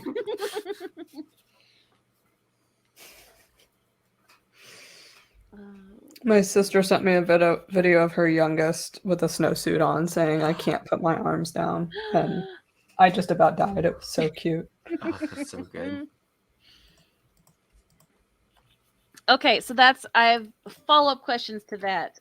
So I will admit that Christmas Story is not one of my go-tos, not one of my favorites. I am a Christmas Vacation girl. But what are your, and While You Were Sleeping, let's be real, that's probably like my biggest go-to like Christmas holiday movie. But like what are your staples? What are your must-watches? Die Hard. Yeah, like I refer to the Christmas Story a lot, but not even so much because I like it. Like my family loves it. Interesting. Okay. And I like there's some nostalgia there for me. Like my dad's really obsessed with it. But I don't really have a holiday Christmas movie where I'm like totally, I don't know. Die Hard. Home Alone for me. Ooh, okay. Oh yeah, Home Alone. Either like the one or two. Two makes me cry. Oh. The Pigeon Lady makes The me Pigeon cry. Lady. Yeah. I'm like, oh, you're so sweet, and you've been absolutely screwed over by American society, and I feel so sorry for you, and you're such a nice lady. I'm gonna cry now. Oh.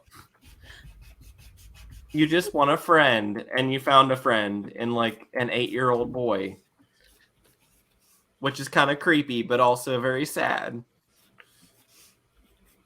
Once again, talking about things from our childhood that didn't strike me as weird then, but are definitely weird now.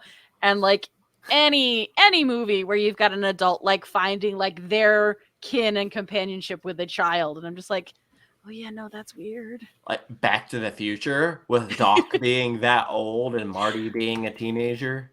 Like it never crossed my mind as a child. I was like, no, he's just an older guy. Like, no, didn't faze me. But also, you know, as we've been talking about, lamenting about our ages, he could have been 30. Like, it just had a really tough go. I don't think that he was as old as we think he was. He was an indiscriminate age. He was old man. Yes. Whatever old man feels like to you. Well, and also, again, as, you know, teaching has taught me and reminded me, you know, when I talk to the kids, like, 30 is old. Like, if you are a middle schooler, 30 is old. And I used to remember thinking, like, 60 was really, really old. 60 is not actually that old. Like, No. it's a weird brain warp. Yep.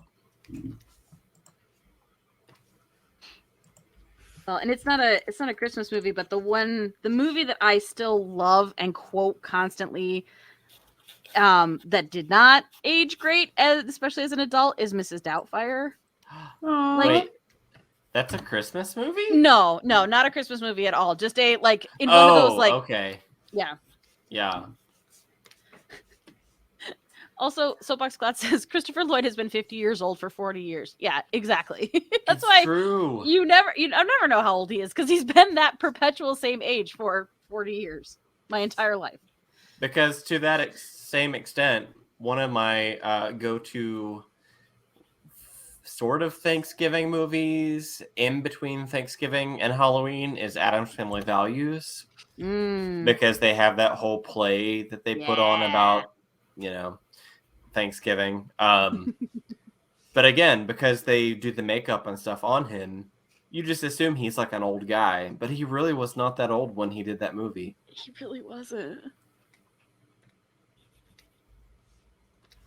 I'm just gonna read it like that because I kind of like it.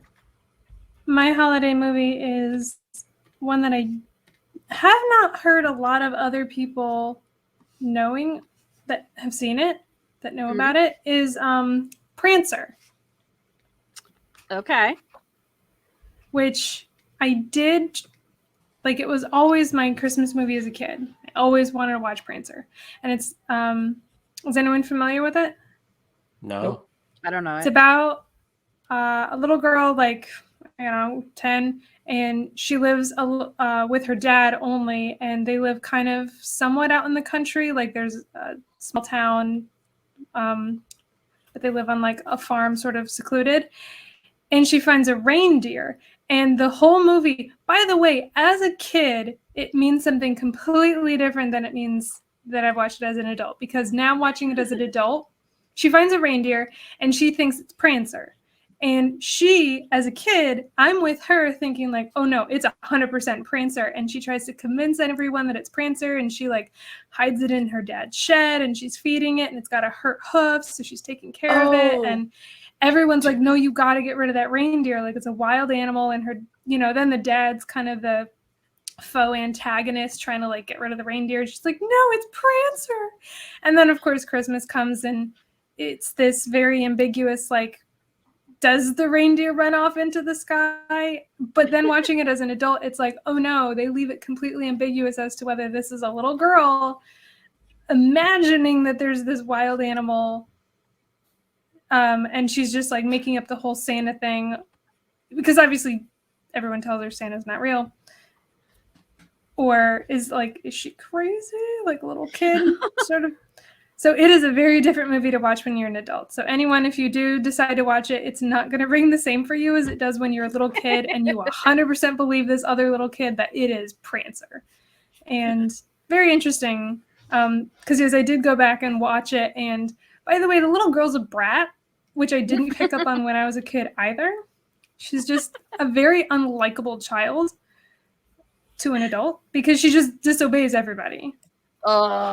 But because she knows it's Prancer. So anyway, that's Prancer. Really, and I loved it as a kid, and it does not hold up specifically because nothing time period wise, just if you're an adult. It doesn't hold the same weight. Yep. Because as a kid, you're like, why won't they listen to her? It's obviously the reindeer. Yep. And now as an adult, you're like, oh, I realize never listen to kids because they're stupid. But Daddy, they I don't love know him. anything. The reason she thinks it's Prancer is because there's this Santa's sleigh nativity-esque scene in town, and the statue of Prancer goes missing from it. And then immediately the reindeer shows up. That's why she thinks it's Prancer. So anyway, that was my cartoon. Oh, thank you, Hebe. Listen, I love Prince Eric too. She was right. But literally Little Mermaid, when she's like, Daddy, I'm 16. And now as an adult, I'm just like, oh, baby, no. No. You're just wrong. No. You're just wrong. Yeah. The moment, again, coming back to Mrs. Doubtfire, because this was my aha moment. The moment you start siding with Sally Field, when she walks in on the party and the pony is eating the cake is the minute you know that you are now in adulthood and no longer a child. Because I'm just like, oh, but why would you have a pony in the house? That's so, no. The damage.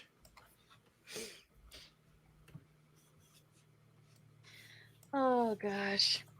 You're just like, yeah, I would have divorced him too. Just Yeah, as an adult, I'm just like, oh no, this is really dark. And if someone actually did this, like, you should go to jail. Is this not okay?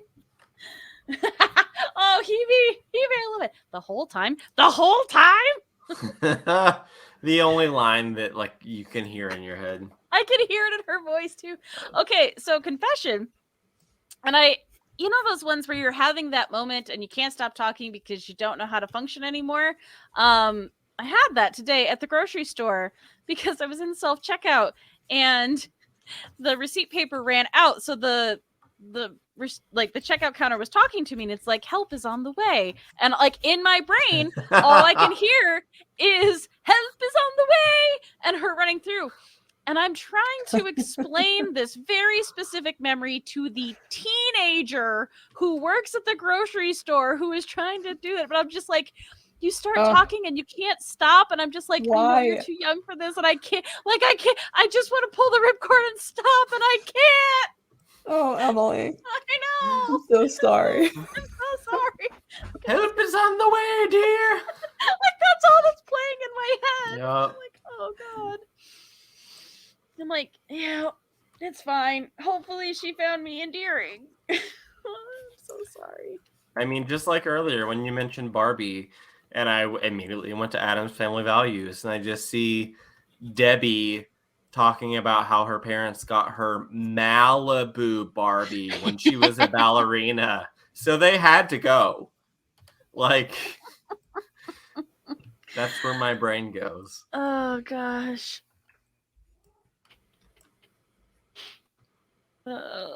Yeah. The random things that live rent-free in my brain. Mm-hmm. Just like that Old Navy commercial. It's in there, baby. It's never going anywhere. just imagine the checkout lady pats you on the shoulder, like, okay, grandma. I'm like, well, Yeah. The meme We'll of call like, security okay, for grandma, you." let's get you a nap. I'm like, oh my God. And I'm like, thankfully, like, she was still doing her task while I was waiting, and it wasn't like I required the receipt so that like we both had to be there. I wasn't preventing her from doing it, and as soon as she was done, I let her go. But I had that like, oh God, what are you doing? Stop, Emily, stop talking. I'm like, I can't do it. It's not stopping. It's all fine.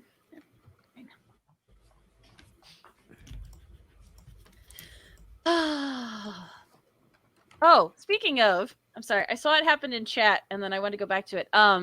Santa Claus with Tim Allen, like quintessential, like Tim Allen as a dad, like that one is still, it's so good. But talk about annoying children. Charlie is super annoying now as an adult. I'm like, you little shit. Yeah. I was like, also, your dad is really hilarious, but you kind of suck. Sorry. But, you know, Team Bernard over here with his cute little Yeah, sexual awakenings. I am definitely Team Bernard. With the sparkles in his hair and all the tinsel. Oh my God. I forgot who you were talking about, but then you said sparkles. Bernard, yeah. Mm. Yeah. Those And he was in pointed Adam's ears. Family Values too, and I'm like, oh. Yeah, because he's the one who He's ends the up with one. Wednesday. Yeah. Yeah. Oh. He was isn't he what's his face in that math Numbers. crime fighting television show? Yep. He was the lead guy on Numbers. Yes, Numbers. That was it. I'm sorry, I'm enjoying because Hebe's having a whole conversation in chat. And it just ended with, maybe if you got a grip, your entire family would have gotten trapped in a hell dimension. So good. Yeah, like little kid or younger kids will say anybody preteen and younger in like 90s and early 2000s movies were the worst. The kids were the worst.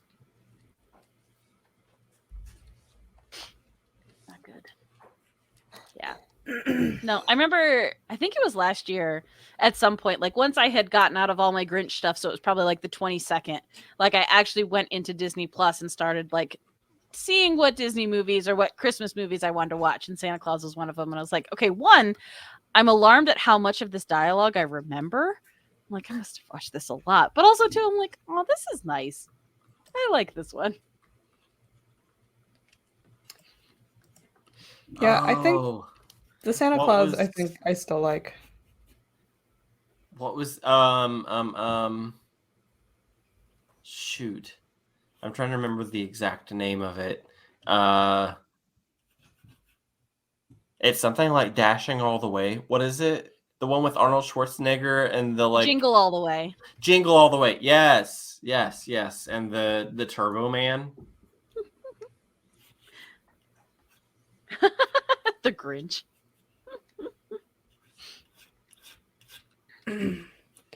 We watch Scrooged every year. That's a good Okay, one. so I need real answers on this. I have not watched that since I was a child, and it scared me. Is it actually scary as an adult, or was it just like okay? Because I No, don't it was remember child anything other than scary. being scared. It was it's child scary. I Yeah. never watched it growing up. That's a Brent thing. He loves that movie so much. So, which it is. It's really good. I would not show it to a small child. Well, because isn't there a scene where he's like, all I remember is like a coffin or a box on a conveyor belt headed towards like fiery death. Like that's what I remember. So, Yep, and that okay. happened. Okay, I'm glad I didn't just like hallucinate it. No, it does have some kind of terrifying moments, but overall, the general tone is very comedic. Yeah. Yeah, I think the part that scared me the most was the Jim Henson's contribution. I don't remember if you remember when he meets the real death and he like opens him up from the inside and there's like all these like little demon things inside going. No. Oh my god. It's scary. I need to watch this again and just be like, get my glass of wine and be like, all right, here we go. Yeah, I recommend it. It's good flick. Speaking of things coming out around Christmas time, how about Mandalorian follow-up coming out soon? Yeah. The Boba Fett stuff? Yeah. Speaking of I'm good here for actor, it. Doing good things. Yeah, I'm very excited about that. Also, I like Hebe says, I like Laura's hand motions for the little demons on camera. It's exactly what they were doing. Oh gosh. Yeah, Soapbox Klotz wants to get Mayor Squish to watch Jingle All the Way. I think there's I've never seen Jingle All the Way. I missed that like Arnold being in children's movies phase. Like I don't think my family wanted to watch them, so I never watched them. But it was this very specific like genre of kids movies that I don't know. It again of a very specific time where it just felt like Kindergarten that's- Cop. Yep. What and Twins? Oh yeah, Twins. That wasn't a kids movie though. Like Okay. Again, that was not a kids movie. What was the one where he got pregnant? That was Junior. Junior. Junior. Okay. See, again, I didn't watch any of these. I never saw that one. Don't. Not worth going back and revisiting. No. I like Danny DeVito is hysterical in Twins. I still like that movie. That's Although, the I will say I saving haven't- grace is you have Danny DeVito. That is not the case for Junior. Well, yeah. I mean, I don't think I would have liked it if Danny DeVito wasn't in it. Yeah.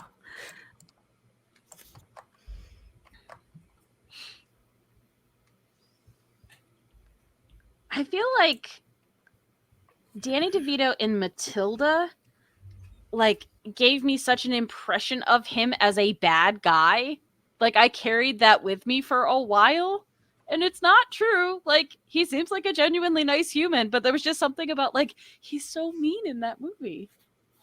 I think all of his characters are terrible people. I don't think Yeah. I think there's been like one. I feel like there's one that he's been a good guy, and I can't even remember which one it was. Phil the Satyr and Hercules. Still not That great, was good. but Yeah, I would count that. That wasn't the one that I was. There was a live action one where he wasn't. He was like a narrator or something, but he wasn't like a bad guy. he did narrate Matilda. He narrated Matilda, but he was also like the terrible father. So Yeah, he it's was not also the what I'm father. thinking of. Mhm. I'm sure I will wake up tonight at like 1 a.m. and be like, it's this movie. Yeah, Lost Lemmy was bringing up Michael Caine and Muppet Christmas Carol. I just saw a meme about that earlier this evening, actually. About how Michael they're Caine. like, oh, well, this is a Muppets movie. And he's like, I'm going to play this as serious as a car accident. Like, not even pulling any punches. I don't care if there are Muppets. I'm Michael Caine, bitch.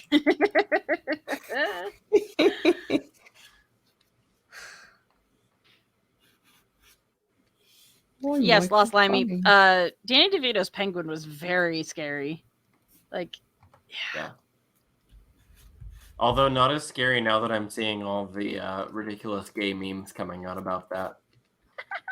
of him and his little, like, undergarments. No, there's that one scene where he's kind of like, and they've turned it into a gif of him, like, Oh, no. Yeah. When daddy's upset, but you still want it. Like, those kinds of memes.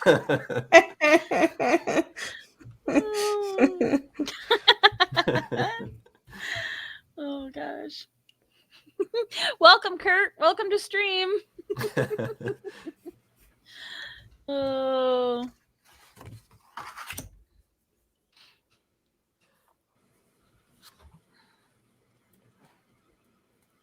Also, Taxi is a show that I have not seen since I was a kid. I'm curious how that would hold up now. Because I remember both Danny DeVito and Carol Kane being there, and it was a thing that happened. I will say, not that it's the exact match to it, but I had never watched Cheers until maybe like 5 years ago. And the first few seasons of it are actually pretty solid. Yeah. Like, they're legit. And it definitely goes downhill, but it had a good run for a good while. Yeah. So I was enjoying getting to experience that. Yeah, I was watching that when it came out on Netflix or whatever it was that started streaming it. And I was like, oh, okay.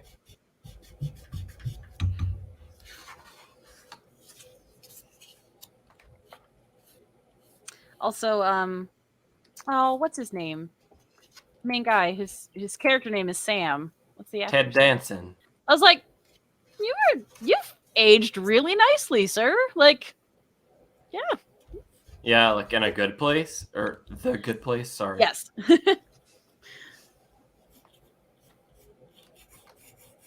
He's so good in that show. Yes. V. Hogebreaker said Ted Denson got the right genes. He did. Yeah. Oh, I like that. So V. Hogebreaker also says Taxi holds up better than you'd think. It's almost a period piece. Like, that I think would be really cool just as a snapshot of the time. Yeah. I mean, and that's still like such a thing in New York specifically. Like everybody still takes taxis more than they do like Uber or Lyft.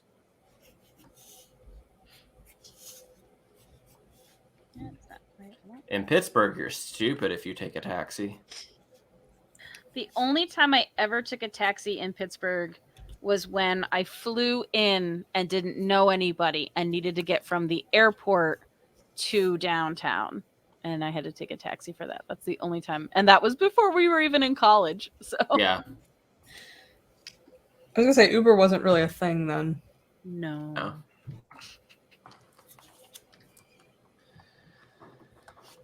Ah, the gig economy. Hooray! Cries in gig life. Okay, but so we'll say we'll do the what do we say? Give us like a 10-15 minute warning for finishing up, and we have to end on a positive note, on a happy holiday cheer note. Yeah. You don't want us to end just complaining about How everything being hurts and we're old. all gonna die. I mean, we can. Happy I holidays, remember back everyone. 20 We're all gonna years die. ago, I remember this time of year. It was a terrible time. I remember when I had joy and cheer. I got rid of Makes those one of us. feelings a long time ago. Everybody hurts You're sometimes. gonna have to stop that right now. They'll copyright strike you. I know it. Oh, they're coming for me. Oh Lord, they're coming. What is it? 3 seconds? You have 3 seconds. Also, I don't think that my voice is very good, so if they could actually tell what I was doing, then Those More bots power are to 'em. getting- Yeah. Don't come for me, Nightbot. Please don't. I will say, I think Nightbot has backed off a bit. Either that or Nicole quietly took it out back and eliminated it. I wasn't gonna say anything, but I have my ways. So, shout out to Mayor Squish for being the best mod who keeps No. this stream going. The Thank mayor you, has Mayor. ways. It does. There's a reason she's the mayor. Let's be honest. It is true.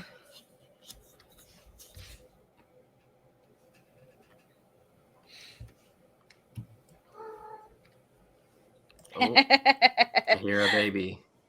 Nope. Oh, Sonata Meg, that's one of my favorite. We're gonna have the happiest Christmas and Bing Crosby dance with Danny and Kay. So when one of the times when I went out to California and got to actually walk to like the Chinese theater and see it, and got to see the handprints and in his case the footprints, I sent a picture of that to my dad and said, "Look, Danny F and Kay," because of that movie.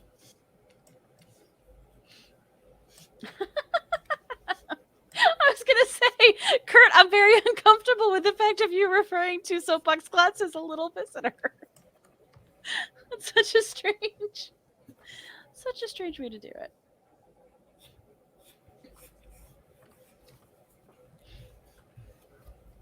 There's a joke in there somewhere, but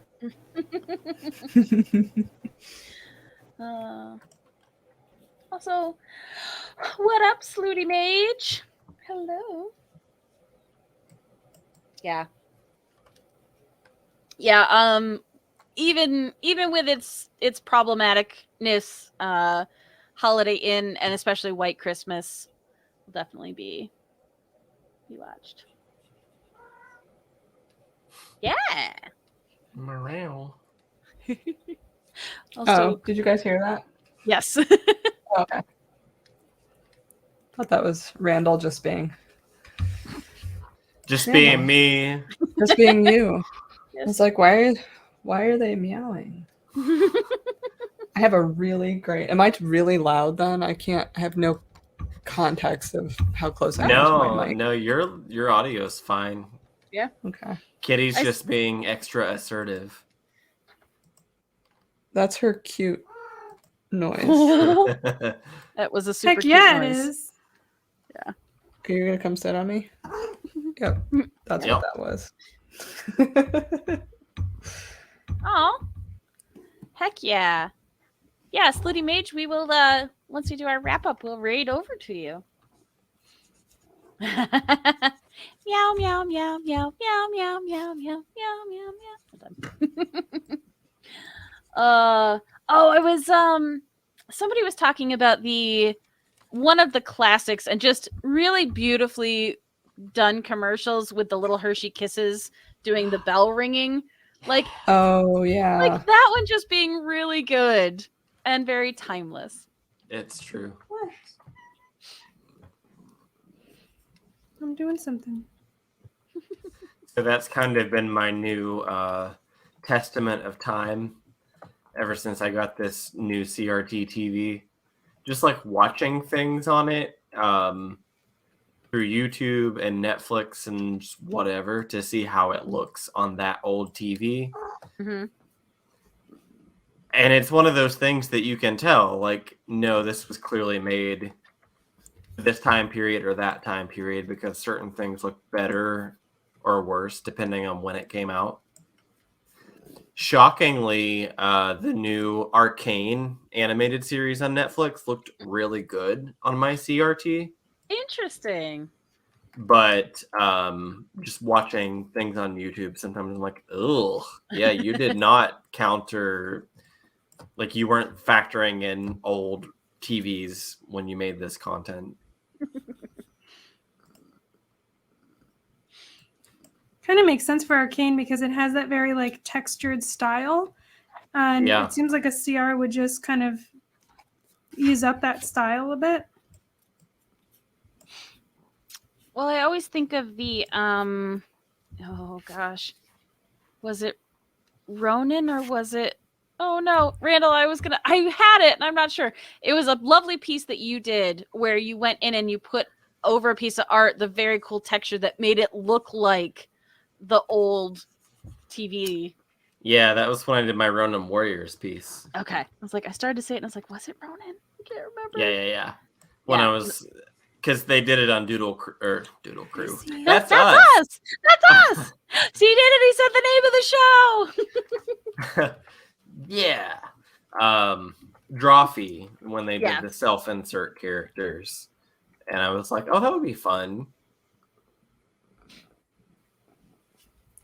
I was watching old anime today on the old TV, and it was nice because I'm like, oh, you were made in like 1990. This is your time. You look great on this TV. It was, I was telling Kristen about it earlier, a show called Goldfish Warning. And that studio, so the show never came out in the US because, I don't know, Hamtaro did, but this one didn't. You leave Hamtaro alone. So this studio, their whole thing was, this was the show they did before Sailor Moon. And so, yeah, like it's really interesting to watch because you can see that same sort of style that became known for Sailor Moon, like those pastel backgrounds that have the splashes of pink and stuff that you wouldn't normally expect. They were in Goldfish Warning too. Same music composer, all that kind of stuff. So, yeah, I was watching that earlier on the old TV, the boob tube. I see you. Yes, you're cute. Also, Hebe in chat just sassing you up and down, Randall.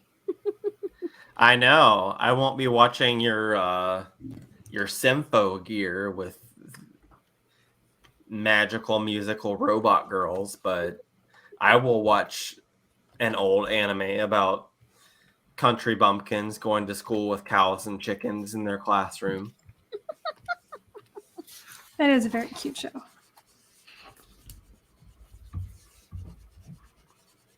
Also, Kristen, I've been meaning to say it. I am living for this face of this character that you have going. Mm-hmm. So everyone was doing a younger version of themselves, so I kind of left out. So I'm like, you know what? I'm going to do the time that I remember getting the Lego castle I wanted. I love it so much. I was so happy. It obviously didn't come built. I took a creative license with that. Yes, it's important for the narrative because that tells the complete story. Yes.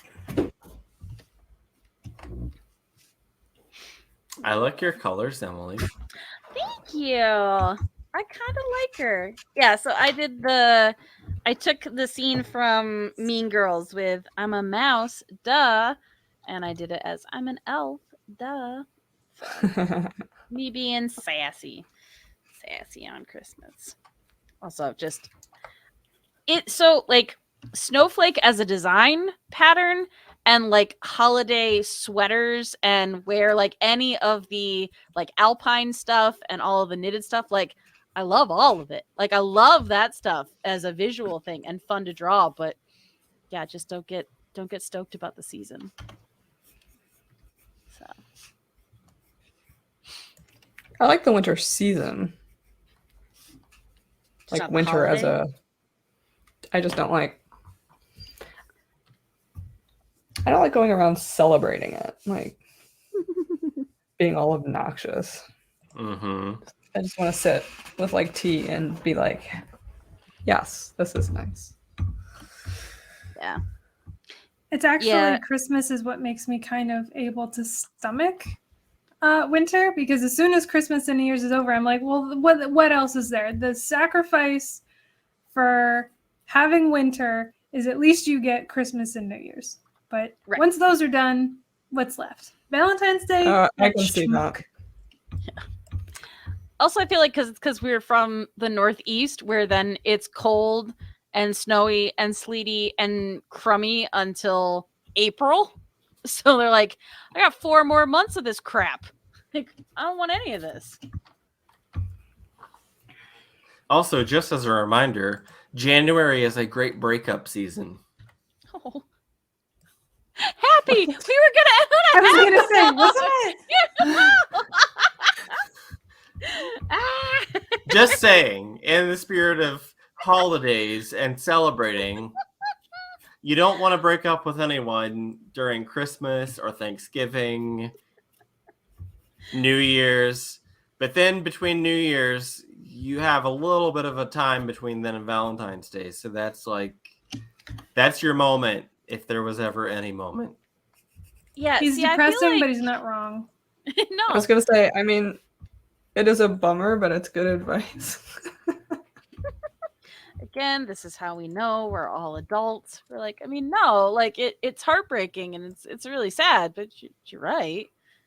I Be feel like I would almost minimal. want it before New Year's, like Yeah. you know, the whole thing of like ringing in New Year's with someone. Like I don't know. Yeah.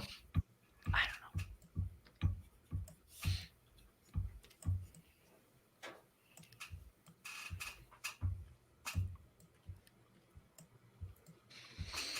know. Okay.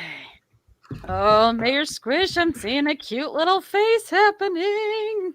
Oh, is there a child? I don't know how cute it is. I kind of look like a little Asian kid, but with like demon eyes because they're just black. I don't know.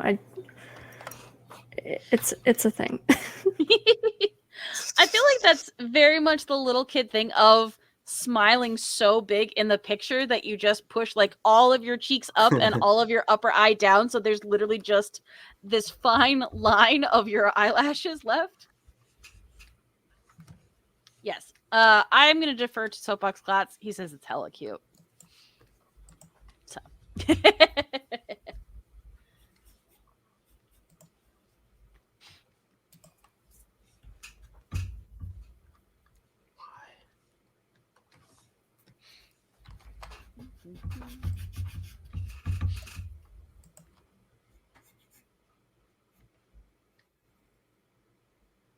also, I'll say I really enjoy all of the adorable little holiday outfits that happen in Animal Crossing. Those are really fun. Oh. I want them to be real. I'm like, I want to be this cute. I want to have all these cute holiday things. I did, 2 years ago? I don't know. Let's just say in the last 2 years, because time doesn't make any sense. I did end up getting, like, I think I was in like Rite Aid or something, and it was there. And I got one of the big capes where it's just like, it's got a neck hole, but then it's got wide open slits down the side. And so I get to like go around when the wind's really blowing and being in this big like cape thing. It's so good. I'm just like, this makes me feel holiday. This is a holiday thing.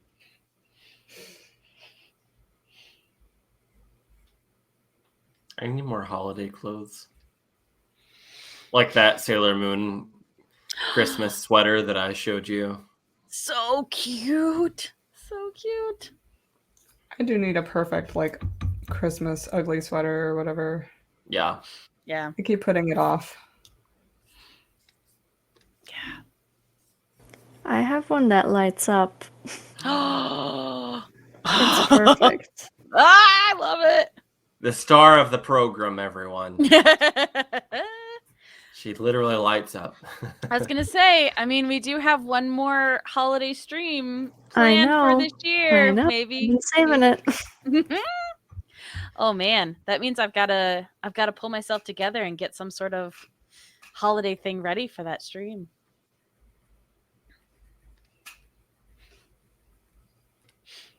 I have a ton of holiday earrings, like a lot of them, more than I need, but I love them.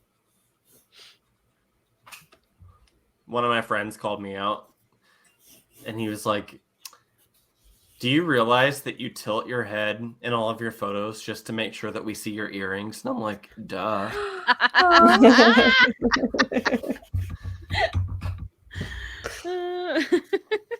I like how he not only like called you out for the action, but the motivation behind the action. Yeah. He's like, true "Oh, friend." look at you tilting your head in every photo." I'm like, "I have tiny ears. Thank you." How else are people going to see my earrings? I love it. Now, there's definitely been while my eye makeup has gotten bigger and bigger with wearing the mask all the time, I wear earrings a lot less because I tend to wear dangle earrings. And working and having to wear the mask so much and taking it on and off, like getting your earring caught in the mask is nope. Mm-mm. Yeah. Nope, not okay. Don't like it. I'm just like, no, just. I was doing the same. I stopped wearing dangle except when I know I don't have to wear a mask, like right now. And I actually revel in it. Like, yes, I get to wear dangles. Yeah, I wore some the other day and I was like, look at how they look at.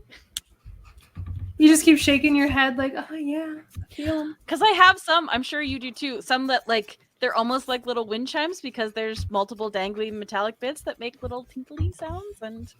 Mm-hmm. Yep.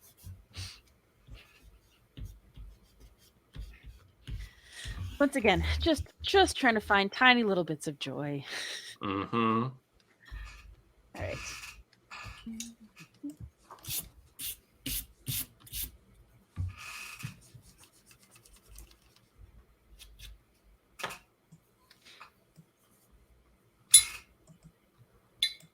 Kind of. That wasn't it at all. All right.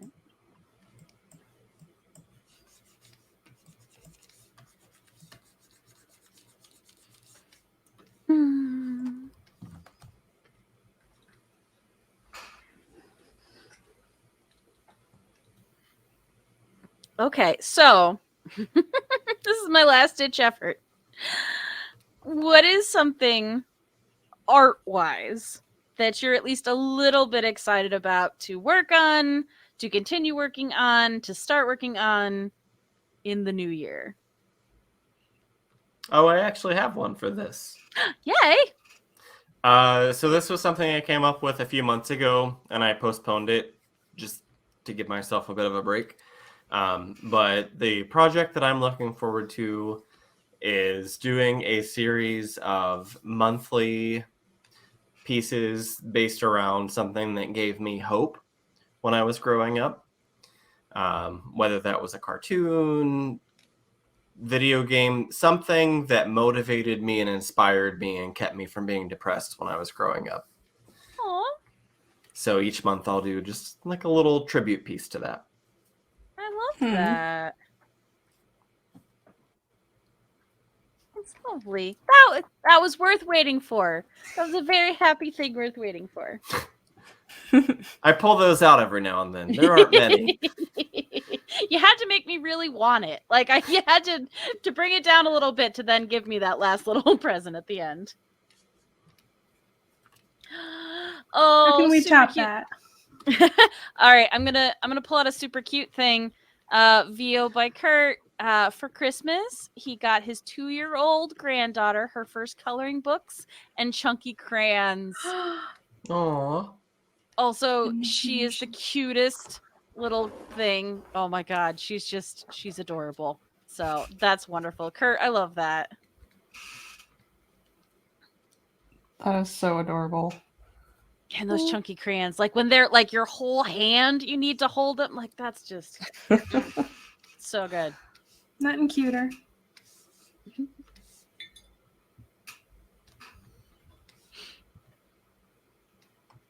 Okay, I mean, guys, if Randall did it, then there's got to be something that you're excited about.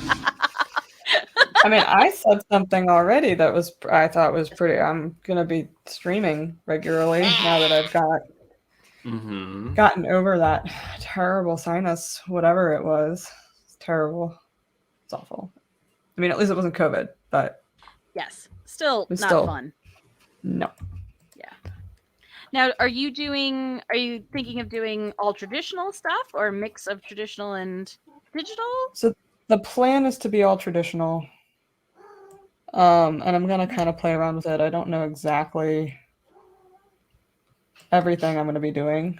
I mean, aside from working with traditional materials, I'll probably be doing some sketching in like charcoal, and I'll do watercolor and oil paint, and I'll probably do a lot of studies for like when I'm still figuring stuff out. I know when I'm not feeling inspired, I default to like studying something. I'll like pull out a skull or something and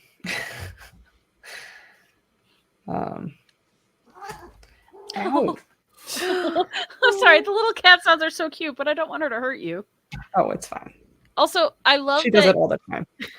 that in your like art block, like you do something studious and productive, whereas I wallow in self-pity and take a nap on the couch. So. Oh, well, so that's what I normally do. So my hope is that when I have to stream anyway, right? Like I'll have to be doing something. And if I'm not feeling motivated to do anything creative, then I will, do some kind of study instead of something inspired.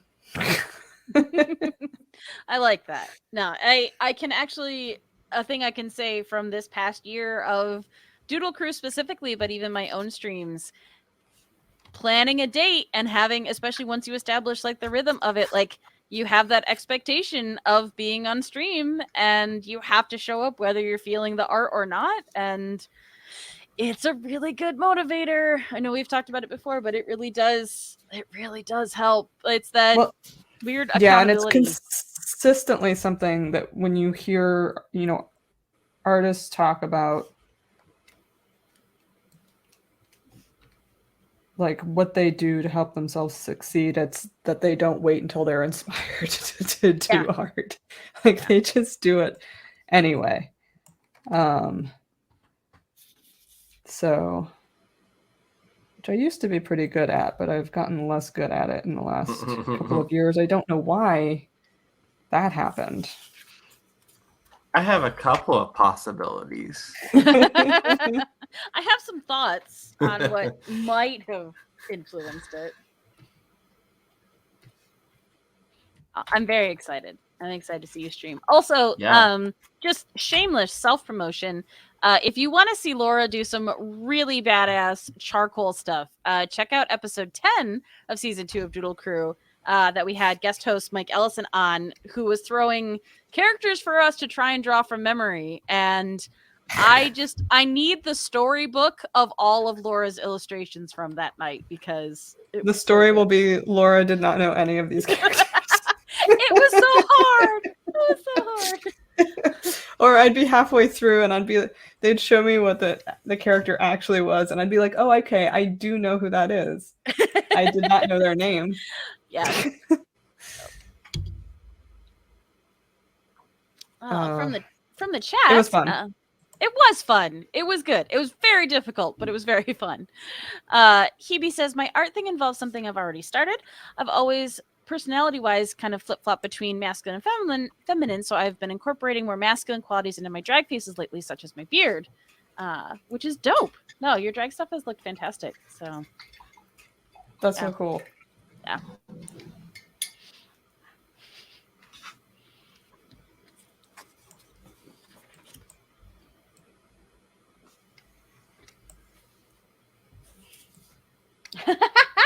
Oh god, it's so good. Sonata Meg says, I want the Laura Barbera universe. Me too, Sonata. Me too. It's so fun. No, it's gonna be awesome. It'll be fun. I keep meaning to take photos of that and send it to you guys. See, the Hannah Charles universe, like that sounds like Babysitter's Club book series. Like that one just sounds like more whimsical and happy, where like the Laura Barbera was definitely like it was a little dark. Had a little darkness to it. Which we like. It's very much, Nordic fairy tale level. Some drama to it. Okay. It's a So more my fun cat- story if there's potentially death. My cat just ran her tail through my watercolor, and now I have to try and get her to do it again. Come What are here. you doing? Here. Let's get some of that. Oh, there we go. Oh, I don't Here. know. That looks. I don't know if I still like that. Earn There, your you guys keep, can cat. see. Can you figure out which one was on purpose and which one I rubbed her tail on? Oh gosh, that's really funny. I don't normally do that. She's fine. It's watercolor. It's non-toxic. Not all watercolor is non-toxic, but this particular color is non-toxic. We trust The you. more you know. I just don't want people to get upset. I'm like dipping my cat in paint. Did you spray paint a cat? Cursed cartoons. Yes. Yes. All right. So, Mayor Squish, would you like to kick off our outros so we can see the adorable little Yeah. you? This is just me Yeah. selfishly wanting to see little you. So this is Easy little you. I think me. Oh my god, it's so good. Oh Look my at the God. little face. The face is Nice. adorable. Yeah, I don't hate it. It just doesn't look me. That's all. But yeah, I got to add some metallic highlights, which is fun. Heck yeah. Yeah. Love it. You can find me everywhere on the internet at Mayor Squish or Lauracharles.art. Yay! And anything you are excited for art-wise coming up for yourself? Yeah, I kind of have this project planned, and I kind of don't want to jinx it, but at the same time, I feel like saying it out loud will actually, make me do it. I was It's a fine thinking line. of starting a series where I paint extinct species,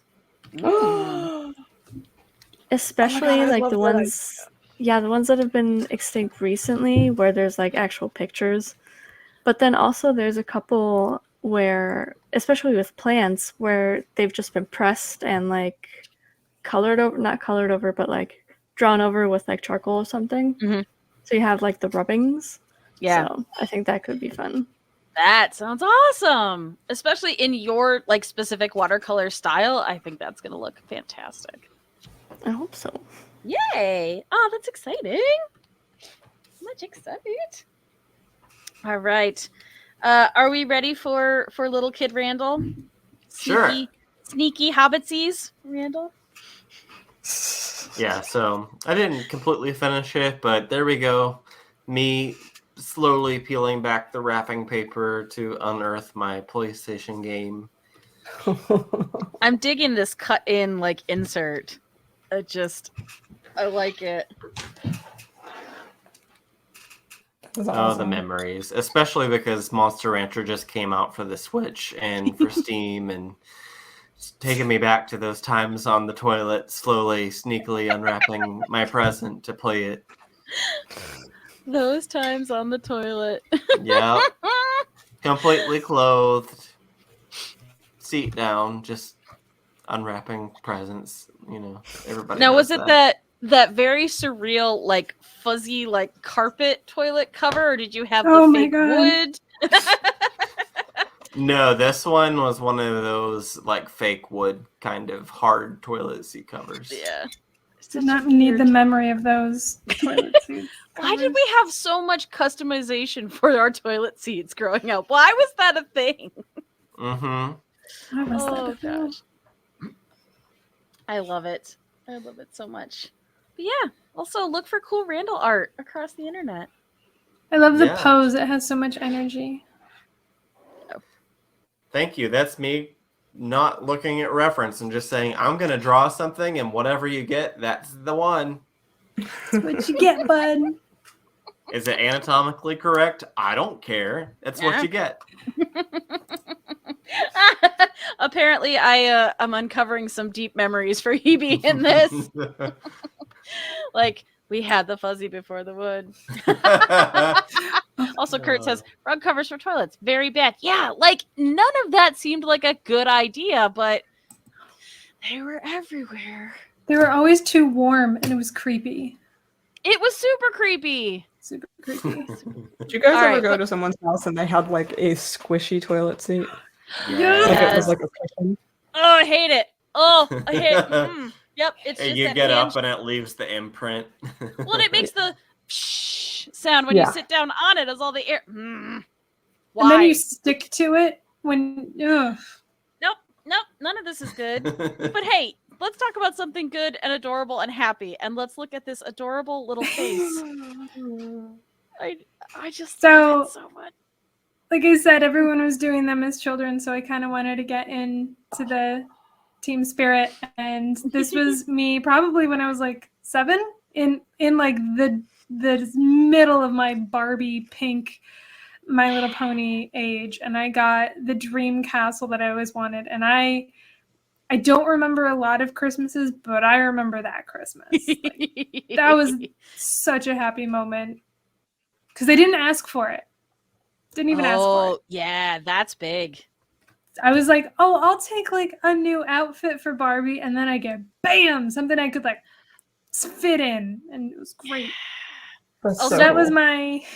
that's my fun little like with everybody, and then I did my curmudgeon-y, why I'm not a Christmas person, because I'm a bit of a Scrooge too. I'm a bit of a Grinch. I'm not super into Christmas, and it's mainly because it's just too cold. Like all the fun stuff to do on Christmas, you have to like go outside to get there, or be outside. No. I love it. I'm loving the colors. I love the posing. It's so fun. It is too cold for Christmas. I would love to try Christmas one year somewhere super warm, and just see if I could recover some of my Christmas spirit. I will tell you, while I was not there for Christmas directly, I was there right after. Being in Hawaii and seeing palm trees covered in lights is Ooh. very surreal, but highly recommend. So, as a fellow Grinch, I was like, all right, yeah, I could be okay with this. I could be into that. Yeah, sand on Christmas at the beach. That sounds okay to me. Yeah, that's a Christmas I'm here for. I like this. These are so fun. Also, I just love so much the way you did the lights on the little kid you tree in your background. Like, it's just the perfect, like, glowing, like, it just works so well. Just a little amount of lights to show what it's supposed to look like. No, I love it. It turned out so cool. Oh, that's fun. So if people want to see more of your stuff, where can they find you?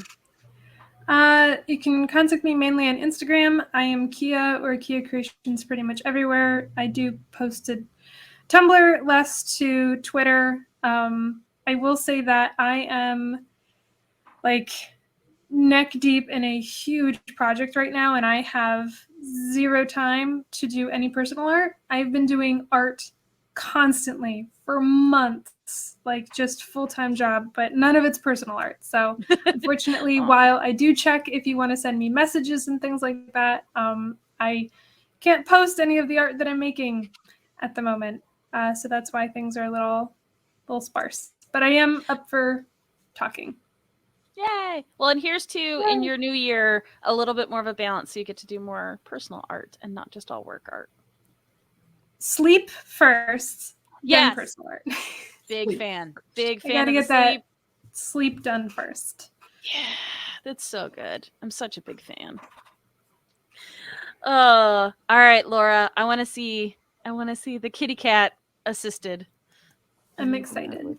Well, so this one, I finished the other one because it was smaller, and I decided to just do another one. Yeah, these are so cool. which this is not done, but I don't know. I have some interesting brush strokes going on in there. Yeah. This is the one that I finished. Ooh. Which Oh, I that turned realized out halfway cool. through my drawing that I'd kind of been leaning back to let the camera get a better view, and so my drawing is a little bit deformed. Skewed. Yep. You can see it, kind of. I still like it. It's still Yeah. fun. No, it's very fun. Yeah. It's got great energy. Just, yeah. No, that's really good. Undershots are so hard, but with like the chin and the hair, it just looks so good. Mm-hmm. Thank you. Yeah, undershots are not very easy. I've been doing them a lot recently for some reason, but probably because they're hard. And I'm like, yeah, I don't want to think of something mentally hard, so I'll do something.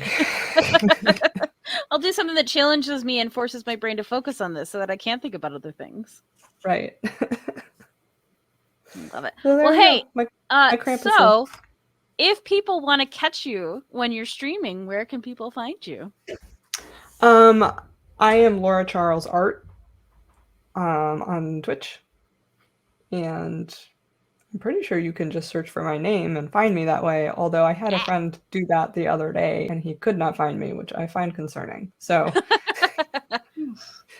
so theoretically, you should be able to just find me by searching my name. But Yay! Also, we will be posting about that through Doodle Crew. So once you're up and running, we can get people to Yay. follow you. Yeah. Thank you. Yeah. So we don't get inserts in the mail that say, "Have you seen me?" with Lauracharles.art. Oh, so good. All right. Pull up that. Bink. There's my Aw. little elf. Oh my happy god. little Emmy elf. Yeah. So cute. The colors work so well with like the blue background and the red and the blonde. Yeah. It was not what I was planning originally because I had a green like shawl thing on first, but I was like, I really don't like this, and hunter green's really hard to work with, so I was winging it, but I'm very happy because color theory is real hard. So yeah, and I went full like cute little like sparkles and pink cheeks and Aw. all of it. But The pattern yeah. along the shawl really Mhm. adds much to it. Yeah, I didn't want to draw like actual like fluffy fuzzies because I struggle with that. So I was like, we'll just do cute little like embroidered patterns. But yeah, no, it's fun. So yes, cute. I'm always here for the Mean Girls reference, even though not a Christmas movie, but that's okay.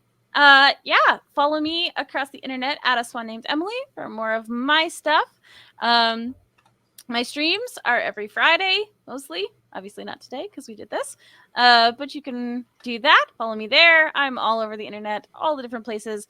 If you want to listen to me talk more, you can follow my podcast, which is In Addition Pod. We record that live every other Wednesday. I've got Sketching Shakespeare. I have just more Doodle Crew Fun planned. So like I said, this is episode 11. We are going to go another 20 episode season.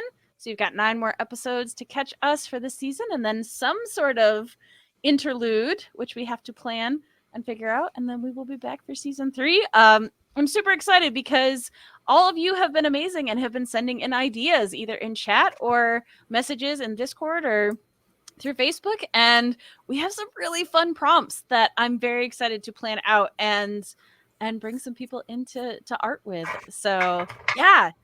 Stay tuned for that. Like I said, you can obviously follow any of the artists there. You can follow us across the internet at Doodle Crew Draw. That's Twitter, Instagram, and Facebook. So yeah, and if you know any, yeah, Hebe season 3. Yeah. If you've got ideas, if you know artists who are interested or people who want to come and hang out with us and draw with us, humongous shout out to Sonata Mag in chat who joined us last episode and drew along with us, which was awesome. So yeah, come draw with us, come send us ideas, share with us, tag us on social media so we can see your stuff. And yeah, we do have one more holiday-esque episode happening on the 22nd. So you'll get one more dash of us before we finish it out for the year and then start back up in January. So yeah, come check it out just for Nicole's light up holiday sweater. Really, like let's be real. Come and tell me very- happy birthday. That's why you should come. Yes. Holiday sweater and happy birthday, Laura. We need you all there for that. So that'll be on the 22nd. Doodle Crew hype. This is awesome. No, this has been very, very fun. Thank you, everyone. Especially thank you for staying with us for a year and helping us grow this and make this a thing. Because I know I super appreciate it. And I love getting a chance to work with all of these amazing artists and create art on a semi-regular basis. So this has been amazing. So yeah, World of Brain Mush. That's what we're here for. Yeah, that's awesome. So gonna sign off now and say thank you all. We love you. Goodbye.